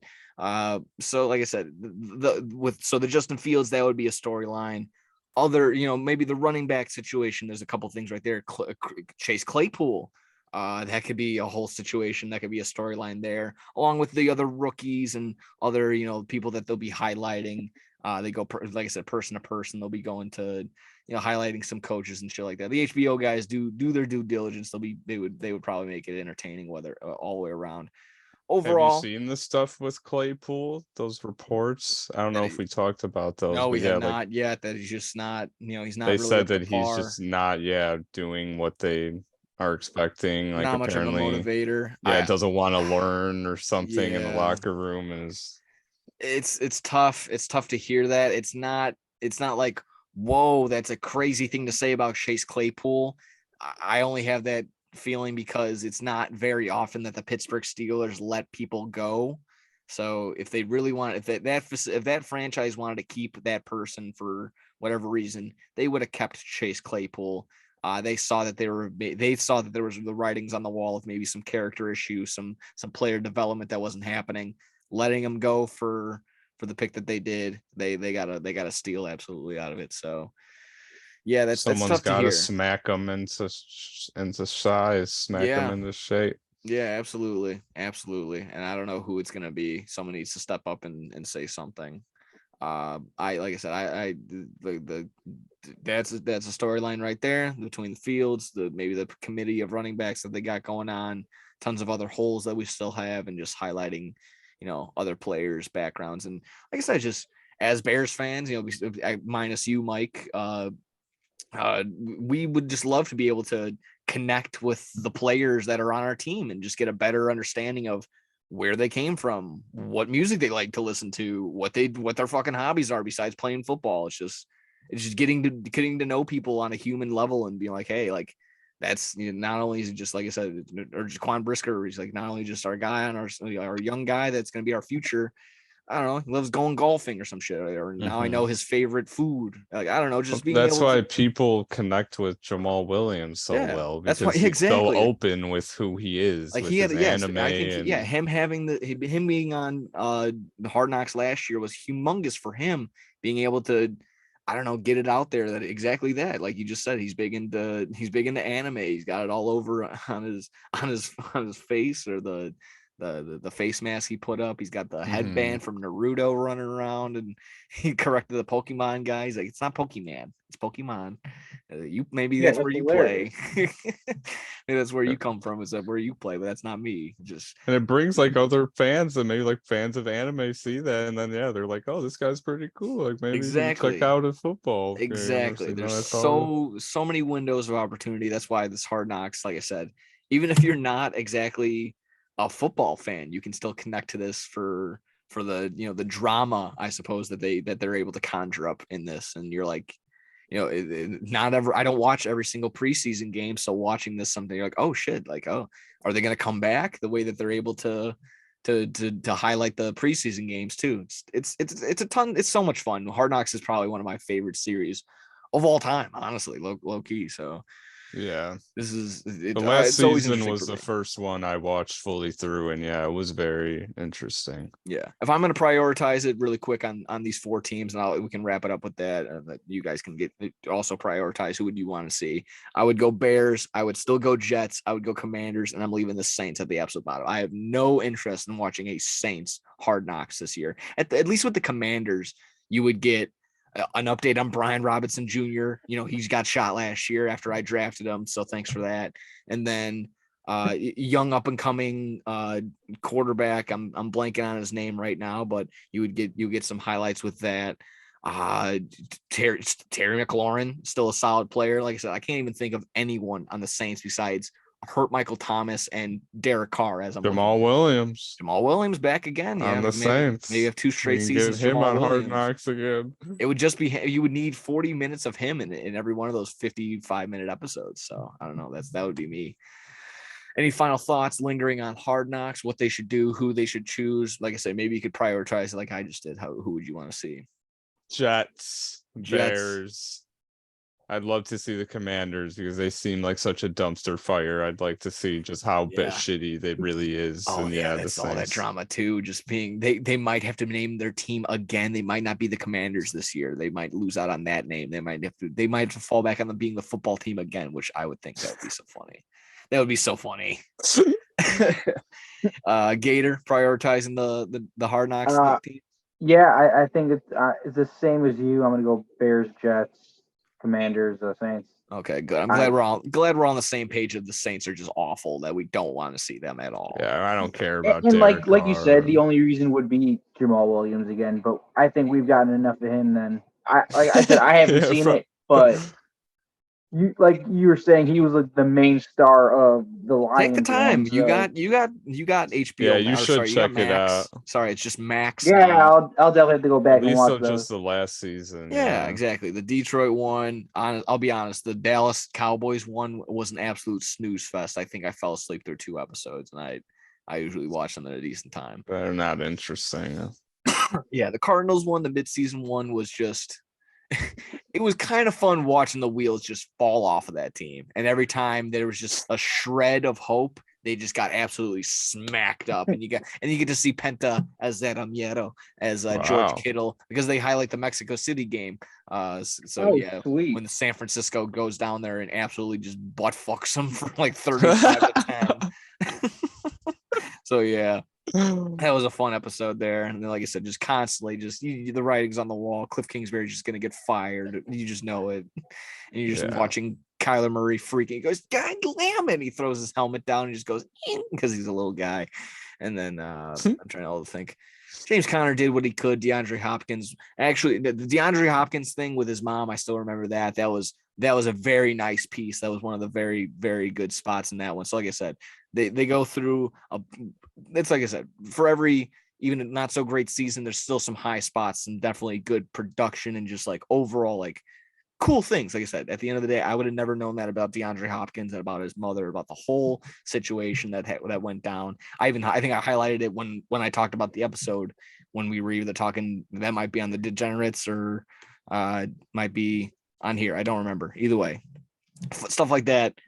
So much fun with the Hard Knocks. So much fun. I can wrap it up right there. If you guys any final lingering thoughts, if you guys are good, we can wrap up NBA or NFL. I had one little thing on the Chiefs ring celebration. Other than that, it was just hype. It was just really cool seeing them open up the box. It's got all the highlights, the ginormous ring that these rings are just getting bigger and bigger, and 60 bunch of blood diamonds that are in these rings. Yeah, just keep adding more and more stuff to it. Dude, they take the every year. top off and it's the stadium and there's just little people running around in there playing the plays and you cap it back on. They're like, no, please. I didn't actually see that, but I love that it's getting bigger and bigger because it just makes it that much more valuable. And so, when all these it guys just makes you want to win it that much more.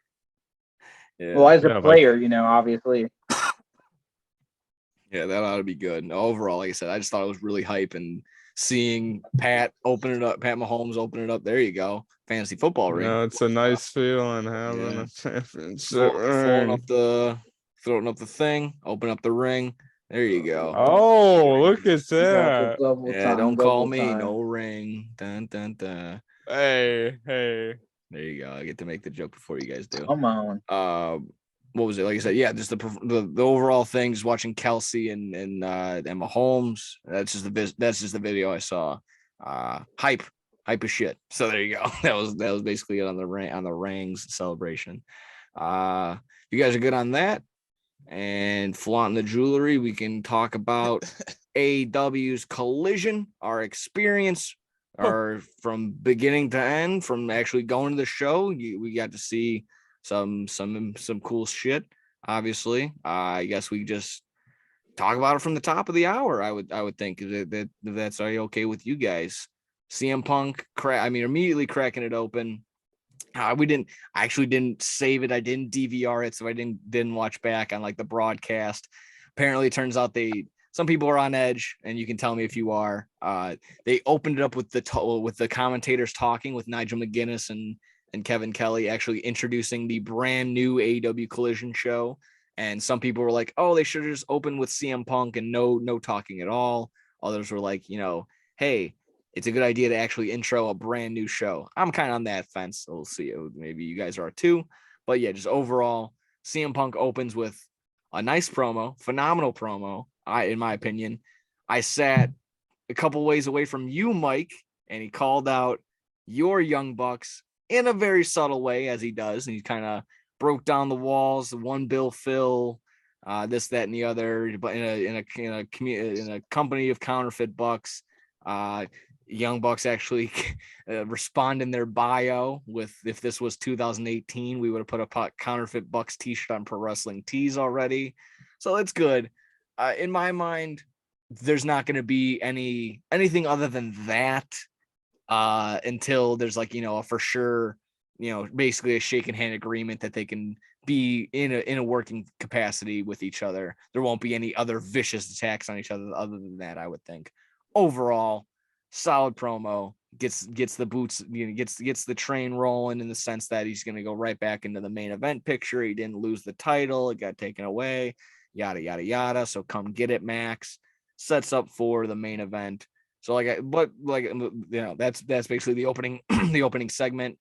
I didn't purposely sit away from you, Mike, for this reason, but I'm glad I did because I want to hear your reaction to the promo. Like I said, calling out your boys, calling out your Young Bucks. What did you think overall on the CM Punk opening promo? I hate that CM Punk is always, I don't know. I hate that he's always talking shit, but that's who he is. So I should know that by now. But I mean, I'm a Young Bucks guy, but I'm also a CM Punk guy, so it's tough. But it's complete. It's possible to be both. Don't let the internet deceive you. It is possible to be both. I'm just gonna throw that one out there. Keep going. Go. I like CM Punk and that he's always real, but I just hate that he's always talking shit about people. But I get that that's what draws people. He knows that that's what draws people in. So, I mean, you just gotta take it for what it's worth. I didn't like that he was talking shit about Hangman right before he returned to AEW. I mean, I don't know why you gotta do all that, but hey, it's just how CM Punk is, I guess. People just got to live with it. The ticket sales have gone up since they've been back. So, and the Just numbers making it don't clear lie. that it's still the wrestling business. That's what he wanted to put out there. And like I said, there's definitely different ways he could have done either what it was, but there are a lot of people in the wrong. I don't want to completely sit here on CM Punk's side as much as I would like to, but yeah, I mean, he clearly moving the needle. Tickets have gone up, like I said, and the whole idea of getting this AEW Collision only kind of went through because they got CM Punk in the way that they are, that they're going to be able to put him up on the posters. He's going to be the main event guy. From reports that I've heard that he's basically booking a good majority of possibly the most of the show, if not for sure his end of what's going on, which makes a ton of sense. Wow. But like I said, I think eventually I'm on the side that eventually cooler heads will prevail, that somewhere down the line, not right away, like everyone was complaining about. It's like, oh, they're not gonna do Elite versus CM Punk CM FTR right away. It's like, yeah, dude, they're still probably not on the same page. You're still probably not comfortable working together, and you don't want to blow your load and give it away all at once. You still got to be able to fall back on some shit. So I was fine with it. Like I said, I know you maybe going to the well too many times, I guess, with the sense, like you said, talking shit about your butt people real life, but being able to subtly throw it in there the way that he did, where it's both kayfabe and a shot, and almost like a shot at the person, an actual shoot. It worked for me. It worked on a lot of pages, and like I said, just overall, just stepping back from the promo itself, I think it was just solid all around. He got it was a great promo. Yeah, got everything that he needed to establish what his intentions were. You spoke about the past like I said, with reasonably. Got his shots off, did what he could, and besides being in Chicago, if he was anywhere else, he was probably for sure going to get booed. And and I'll maybe predict it up to you. Maybe your thoughts on this one, Alan. Do you think he's going to go for maybe a more of a heelish run, a more of a darker CM Punk? He said, I'm done being the nice guy. What were your initial thoughts on this promo? Anything that we didn't really get to? Yeah, I definitely think that it was a very good promo. Him calling out the Bucks like that, it was, even though, like you said, it's not the storyline they're going for, something had to be said. He couldn't go throughout that entire promo without mentioning it at least once. Yeah. Something had to be brought up. So I like you were saying, I like how he tried to keep it in character. He didn't want to take direct shots at the Bucks.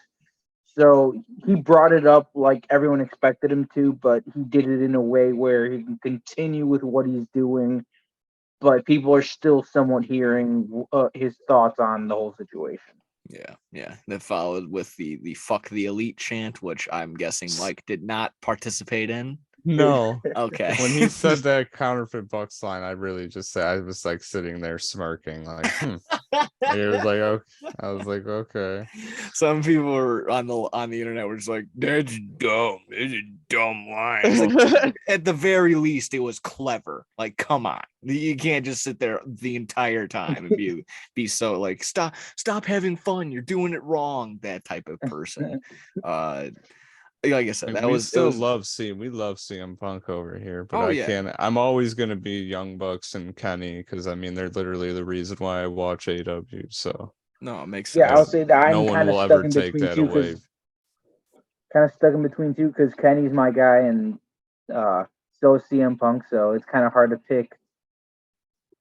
Yeah. So yeah, it's Yeah, you I know, didn't kinda in the get into middle. it. I didn't get into it online with like back and forth argument, but I did throw it up on some guys' posts. It was like, "Hey, dear Tony Khan, don't turn your back on the guys that truly made this company for what it was and didn't put any one of their names. They just put up like 4 of the best pictures of the Young Bucks, Kenny and Hangman, all doing their best moves. Probably, you know, like the Young Bucks tag team match against Kenny Omega and Hangman. So they just put up the best highlights, the Escalada de la Muerta match.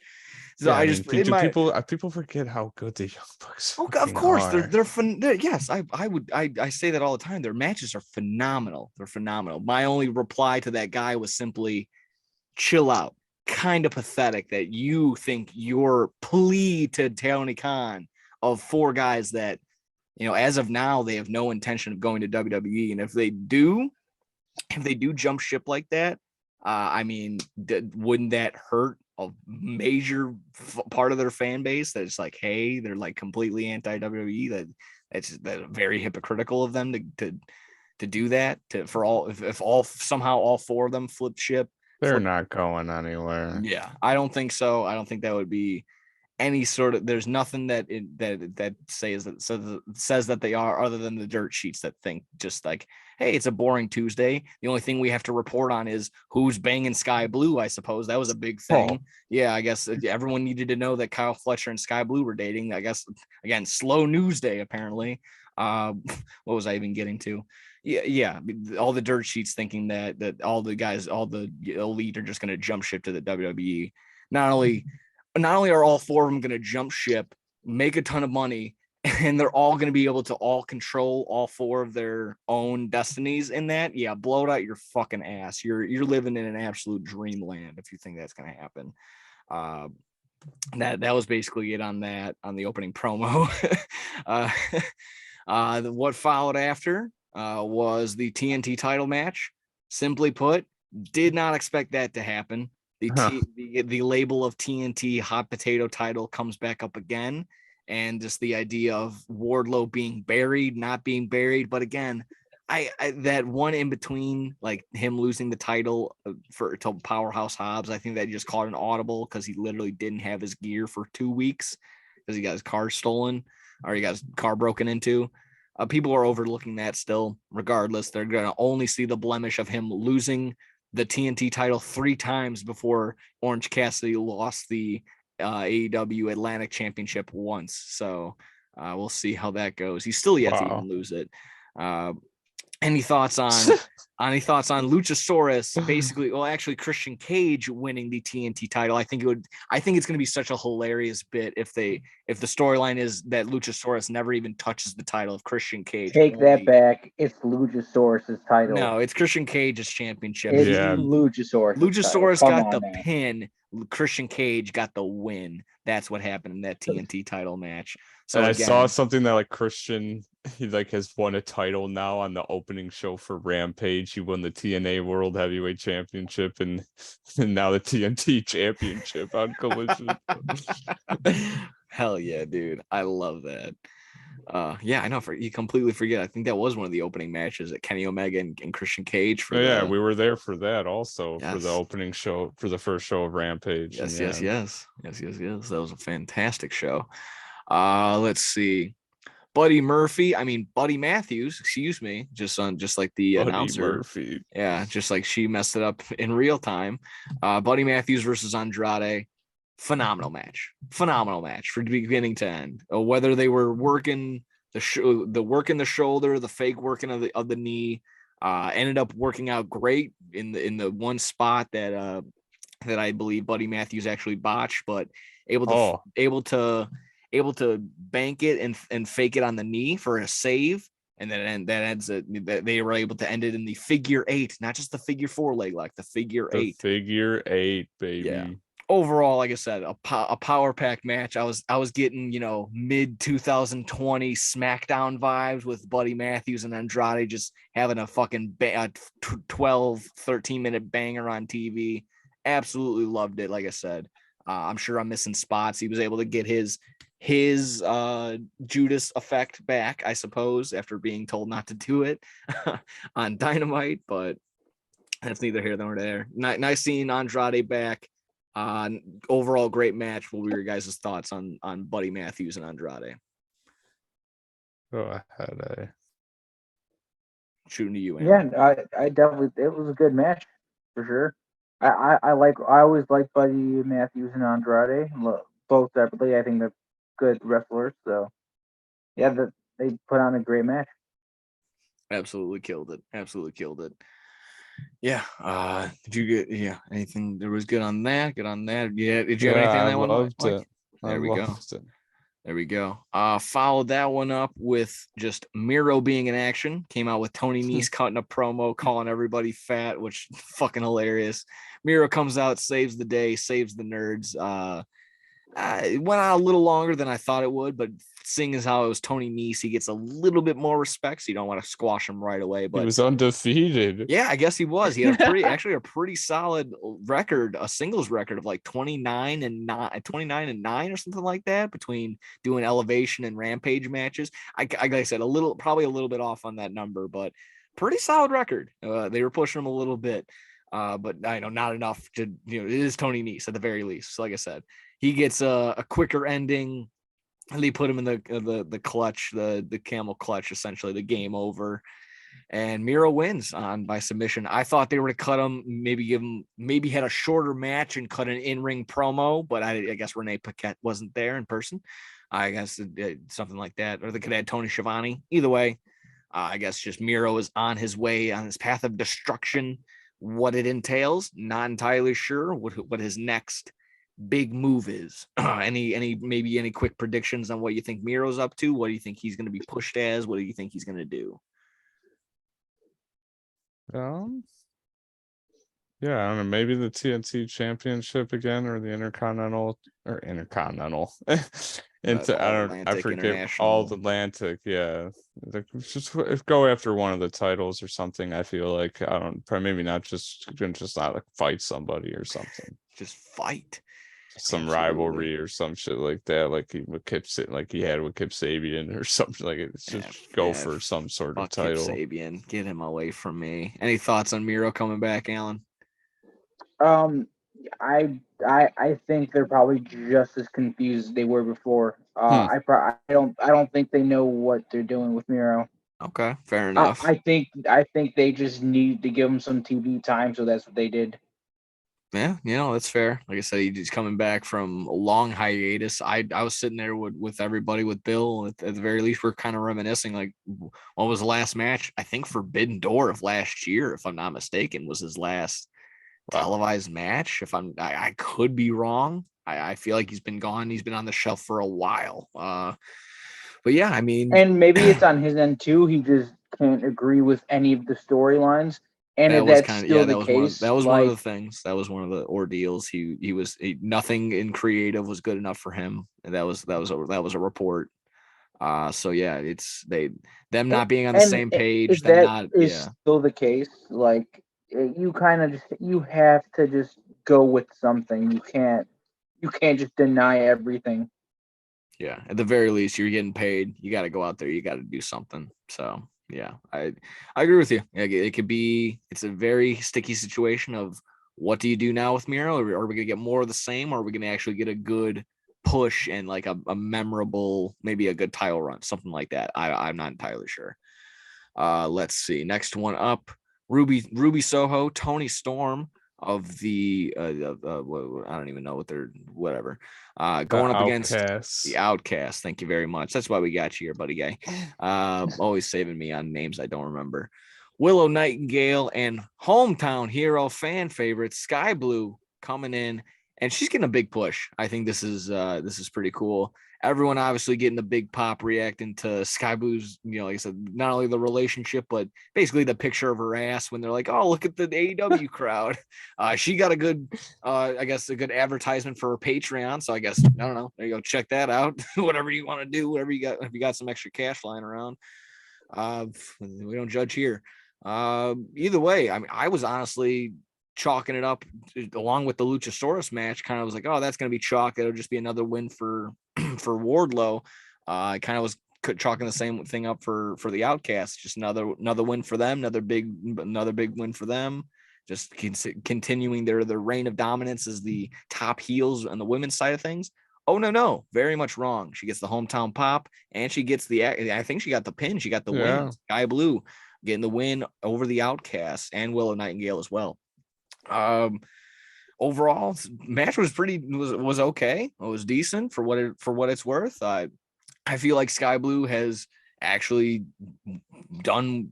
She's gotten better since the time, and I think a huge factor could be the acquisition and promotion of Madison Rayne in the women's division. For, like I said, for what the AEW's women's division has gotten a lot of flack for being as unorganized as it has been. A lot of bad storylines, a lot of bad overall women's wrestling, a lot of bad women's wrestlers being pushed. So it's good to see that. Jamie Hayter. Unfortunately, she's on the shelf right now with her injury. But we got Chris Statlander, it's Taya Valkyrie. Give it again a little bit of flack, but Jade Cargill has improved. Sky Blue is improving. We still got Britt Baker on there, Tony Storm and Ruby Soho and Saraya. Pretty solid stack of gals, and I still haven't even got to gals like Hikaru Shida, who still has stepping in. Seen Thunder Rosa in a while. Thunder Rosa coming back in after, I know she had her little promo a couple weeks back, doing the whole thing, the same thing that Miro did, knocking on Tony Khan's door and walking in. So we'll probably see her sometime soon.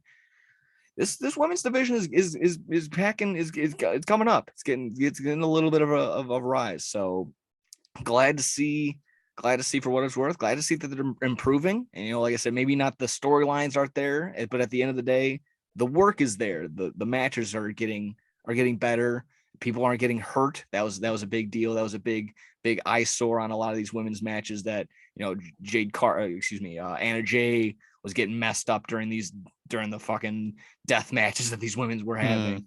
Kind of a shitty incident or just an accident, but like Britt Baker getting a black eye during the getting beat down by the kendo stick, just stuff like that, just taking just the safety precautions. So overall, I guess I went on a tangent talking about just the overall women's division, but solid push going so far for Sky Blue. I know we're probably pro given that idea, but just looking into the women's division. Any initial thoughts on, hey, let's be good for Sky Blue? Are we thinking title? Or are we just thinking just a solid push as of right now? Get her some wins underneath her belt, and that'll establish it along the way. What are we thinking? Yeah, my thoughts on that is I don't think she's going for the title, but I think she's getting a nice push. I like it because I actually think she's a good wrestler compared to most of the other women. I like some of the moves she does are not seen normally. She does her finishing move. She does where person's bent over, she jumps on their back and then does the front flip with them. When have you ever seen that, especially done by a woman, to be honest? Yeah, no, it's not done very often as of right now. And it's done, very well. It's executed very well. It looks painful at the very least. And that reversal she does where she goes for the kick, they catch it, spin her around, she goes on the knee. Like, yeah, you don't see that. She's made that her own. And she's made that her own little thing. That's pretty cool. And yeah, like I was saying, she just has certain moves that you don't see often, and she kind of has her own form of wrestling style, which you don't see too many people with unique moves. You usually see people that have a lot of the same moves. Yeah, it takes a little bit of guidance. Sometimes. Any thoughts on that one, Mike? Yeah, I mean, we love Sky Blue over here, so Yeah, we're pro Sky Blue on this. I don't know if she'll ever. It would be awesome if she won the title one day, but yeah, I'd like the push that they're giving her right now. Yeah, it's a good solid initial push. Like I said, maybe like I said, I'm jumping the gun. Probably doesn't have the name to put the title on just yet, but it's a good, hopeful underdog type story that eventually you build upon. Give her a couple more years in the ring. This was, going. I just thought it was funny. I brought it up, like I said, just going from the Franklin Park Bingo Hall, the Franklin Park Armory to the United Center. A couple obviously some other huge spots in between, but just to think that you're going from Yeah, we've been seeing her since she started. Yeah, I mean, like two. I mean, CSW. We've been going to those shows consistently for like 2 years now. It's definitely since like. I just remember when she first was starting there, and like when she first won the title and stuff. Yeah, exactly. That got a huge pop, and that got just a big put. That was big. That was huge. Getting on AEW Dark, see, like stuff like that you can make a little bit of a name for yourself, even though she lost to Red Velvet that night. Her very first AEW match got a big pop. That later went on to, a couple years, a year or two later, they made the big deal, giving her the contract on stage. So there you go. It's a small little things. It's called, long-term booking. This will be a nice little homegrown AEW star that, when she finally does get the title, it's going to be a huge pop. So I guess that's the end goal. Let me see. Heard from the Acclaimed, acknowledged that Chicago was the place that got them over. That they got the scissor me daddy chance. So that was fun. Basically just glad that they acknowledged that that's where they got over Chicago. So that was basically it. Yeah, definitely. I was thinking the same thing. Yeah, just further pushing that their eyes are set on still the trios titles after losing at Double or Nothing, which I like the Acclaim. Yeah, fine. Give Billy Gunn one more title run, but I'm still gonna be House of Black no matter what. Sorry about that. So all rise for the House of Black. If we weren't podcasting, I would stand up. But there you go. Until CMFTR goes. Yes. Goes for those. That's gonna be the day. That's gonna be a problem if House of Black is still the trios titles, and we got CMFTR going. Not only would that be just a banger of a match, I could not be mad either way. I just probably would know who's gonna get the win in there.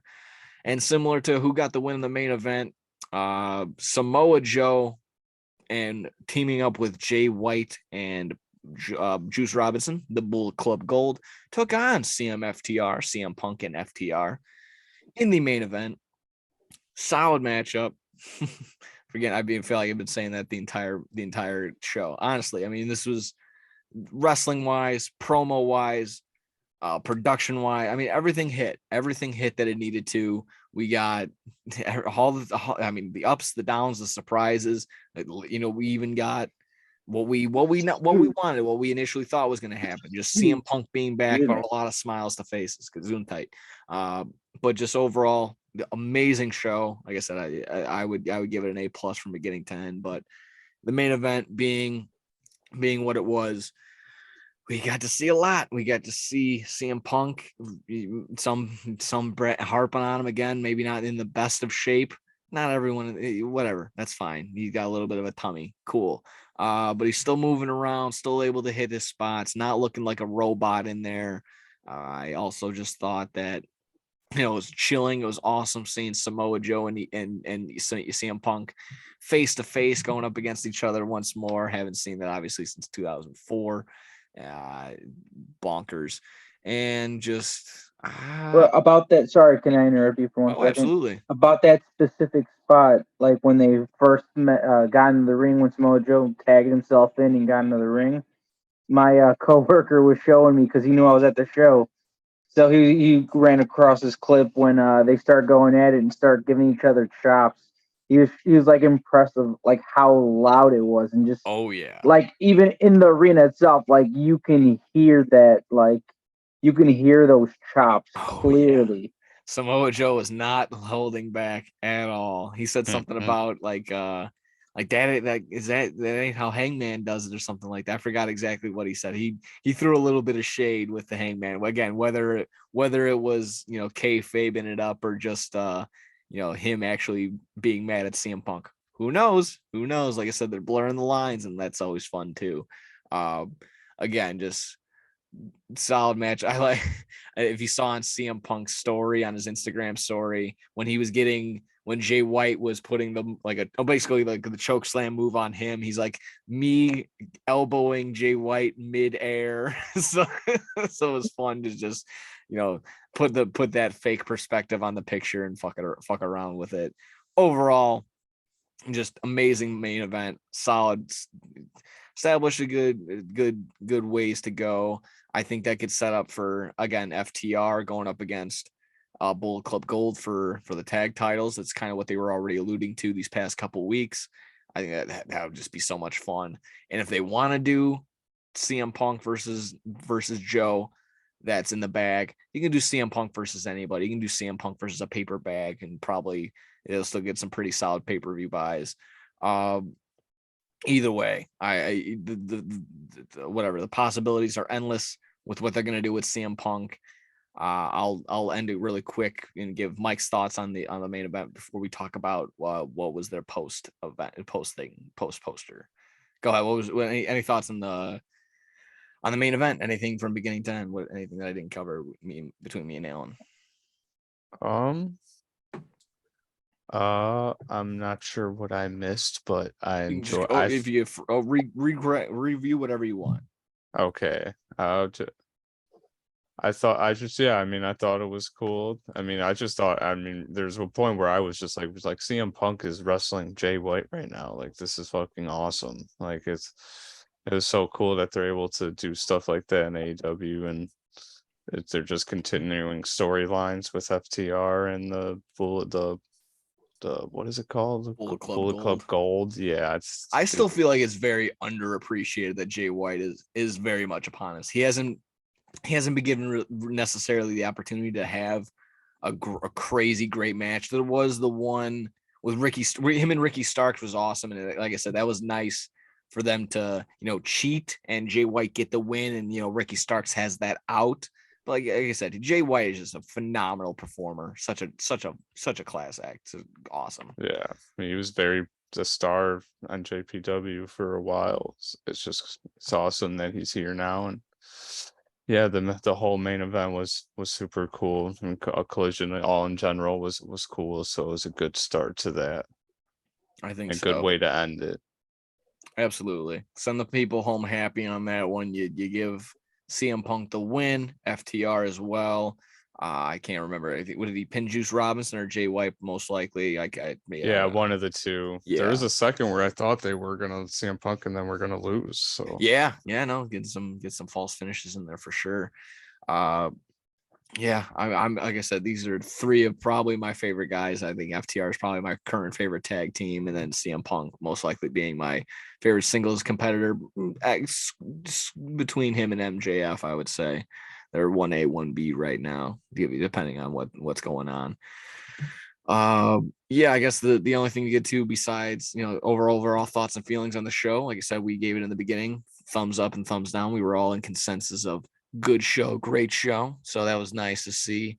Again, don't let the pictures fool you. Everyone wants to get their clickbait of, there's such a good sellout, and there's like all the empty seats that are right in the production side of things, and they're like, oh, CM Punk really selling out the building, and it's just all the empty seats. Don't let that fool you. There was a lot of people. The United Center was filled to the brim. Everything else just great. And like I said, it's been a long time since I've been at a Raw show, and those are 3 hours. I'll give them that, but these 2 hours flew by. So I'll just tell you that's kind of how it feels going. The difference between an AEW show and a WWE show. There's leaps and bounds of differences for sure. Like I said, it's been a few years since I've been to a Raw or a SmackDown, but when I go to a Raw or SmackDown, at least the ones I have to, it's almost like a chore. I'm there. They let somebody come out. They have to sit in the ring in the darkness along with us in the darkness, and then we have to wait 5 minutes while a Snickers commercial not only plays on your TV but plays in the building, and then you're still sitting there with your thumb up your ass like, what's going to happen? When is the other opponent going to come out for a 30-second match? And then you're like, oh, that was great, glad we wasted all of our time for that, so on and so forth. So that was just my short way of saying that these AEW productions, the way that they do their live shows, much different beast, much different animal, a better way of doing it, in my opinion. But then again, we're just hardcore AEW marks over here, I suppose. Like I said, overall thoughts, feelings on the show, that was pretty good overall. And then the post show was and then everyone's kind of either they're pro for it, they're just hardcore, like, yeah, glad they did that, or whatever, or they're like, get the politics out of my wrestling, I'm sick of this and I'm sick of that, I'm sick of all your signage and your slogan earrings, I'm sick of everything. You were either on that fence or you were on the fence of that. Not a lot of people in the side of not caring. What I'm alluding to is CM Punk coming out with the just an LGBTQ plus support LGBTQ plus youth, and he brought out a young individual into the ring. It just cut a promo on this event. It's just essentially like, I feel you support this because I know what it's like to feel weird and stuff like that, but I'll never know what it's like to not be myself in my own body or something along with that. Like, I'm kind of paraphrasing, it might be fucking it up, but nothing was hardcore like, go do this, go set up this. It wasn't a rally cry. It was literally just him getting his opinion out about it. And it's just a shame that he's getting dogged from both ends, from people that feel like it's, like I said, the people that don't want politics in their wrestling, even though it wasn't live on TV. It was just something that he wanted to do and he wanted to say it in a respectable manner. Fine, all for it. And then the people that are all like, well, he did this, and is he really for it? Because he's still friends with Jim Cornette. And god damn it, I'm so sick and tired of this talk about, because FTR and CM Punk are praised by Jim Cornette, that doesn't mean they're buddy best of friends going out on fucking picnic dates together. It's not how this goes. Just because Jim Cornette is a mark for CM Punk and FTR doesn't mean that they support or all in the same view on the world on each other. And they label Jim Cornette a racist. He's not a racist. He's just an old man spewing out his old people views. Like I said, just a different world, different time for him. He can't wrap his head around some things, and that's fine. But others want to just crucify him and constantly label this and label that. So for all those people that don't want to open up their eyes, CM Punk is damned if he does, and he's damned if he don't. I personally, like I said, fine. It's fine. Let it. That was a very respectful, peaceful message. Again, if you're not for basic human rights, whether it is or isn't in your wrestling, if you don't want to see that in your wrestling ring, if you're not for basic human rights, you're kind of a weird person, and I don't want to be associated with you. So I'll leave it at that. If you guys had any quarrel, any problem, anything you wanted to spew off on people, like I said, either for or against this whole, like I said, him bringing out the poster, I don't know what your reaction. I'm sure it was same as mine, falling under the same guidelines. Go ahead. Sorry. Yeah, well, me personally, I don't really care, but for the fact that he did do it, I don't think it's a bad thing. He made a kid happy, brought him into the ring, kind of explained his situation, and and just made people aware of it. Yeah. I don't think he did anything wrong by doing that. Yeah, you don't think that because you're a level-headed person that doesn't, worry about every little small little thing on the internet. That's not, like I said, I'm just not trying to be joking, just sewing that to you. Like you said, you're a level-headed person. You get it. You understand that this isn't some big revolution that the wrestling industry is going to be involved in, that CM Punk is trying to do this to save face. It's just simply he wanted to do that because it was on his mind, and that was simply that. So if people can't get around that, then there's something wrong. They got to go into a loony bin. I got nothing else. I got really no other suggestion than that. Maybe, who knows? Maybe he's got friends that belong to that community. So I'm sure he maybe does. just maybe not directly, but he's just trying to support them just by doing that as well. Yeah. Any thoughts on this one, Mikey guy? Mikey G. Be yourself, man. Yeah, no, it's best way that you can put it, best way that you can say it. Like I said, I ramble on it as much as I do, so I get it. I probably said as much as you wanted to on it as well. There we go. Like I said, if you don't want others that don't want their politics in the wrestling, just if you saw it if you saw it in that lens, just blow it out your ass. Simply put, that's it. You know what, boys, we're getting a little late. I wanted to talk about the Dynamite card. If there's anything really huge, anything crazy that we just need to talk about, I have it right in front of me. The only one for sure, you get a little bit of a lighter card. I think we get a little bit of a B show, but it's because Forbidden Door and I feel like and All In is right around the corner. So yeah, lightly going over it. Taya and Chris Statlander. That's gonna be whatever. Gonna be a solid match. Guns and Hardys. Hopefully hopefully the Hardys redeem themselves and make it look a little bit better. I'll be looking forward to seeing Minoru Suzuki in that 6-man tag. That ought to be cool. I just think that the besides the Jeff Jarrett concession stand brawl or whatever they're gonna have with Mark Briscoe, that's gonna be nice and cool. What's that say with Adam Cole? Is he gonna have some sort of interview? Yeah, he's gonna have some segment. I think he's gonna be fighting or something. Okay, all right, that's fine. Adam Cole is always good. The one that I think is going to be setting up for at least for Forbidden Door, the Orange Cassidy and Sheeta versus Daniel Garcia and Zack Sabre Jr. That's probably just going to set up for Zack Sabre Jr. versus Orange Cassidy. A lot of people are alluding to that one. I think that ought to be cool, but I think the biggest hype for sure is the just announced today, Bryan Danielson calling out Okada, the potential of Okada coming back and being in Chicago. Mm-hmm. Pretty fucking cool, pretty hype. I know some people are like, who's Okada, whatever. Just get out underneath a rock, go check out any awesome New Japan main event matches that have happened in the past 5 years. Just like I said, educate yourself. Overall, what are you guys most looking forward to the most? Probably him. I don't know. Just Danielson calling out Okada got me pretty hyped today at work. Just the fact of being able to see him again in person, it's awesome. Yeah. Anything for you, Gator? Yeah, I'm with you. That's probably the most exciting thing on that card for sure. Yeah. Just to be the contrarian. That concession stand brawl. It'll be interesting. That'll be fun. I want to see. I think I might go get popcorn during that time. With Alan's luck, he's gonna be the one that just pays. I'm gonna be in the middle of it somehow. On his head. Goes, that was $19, you ass wipe.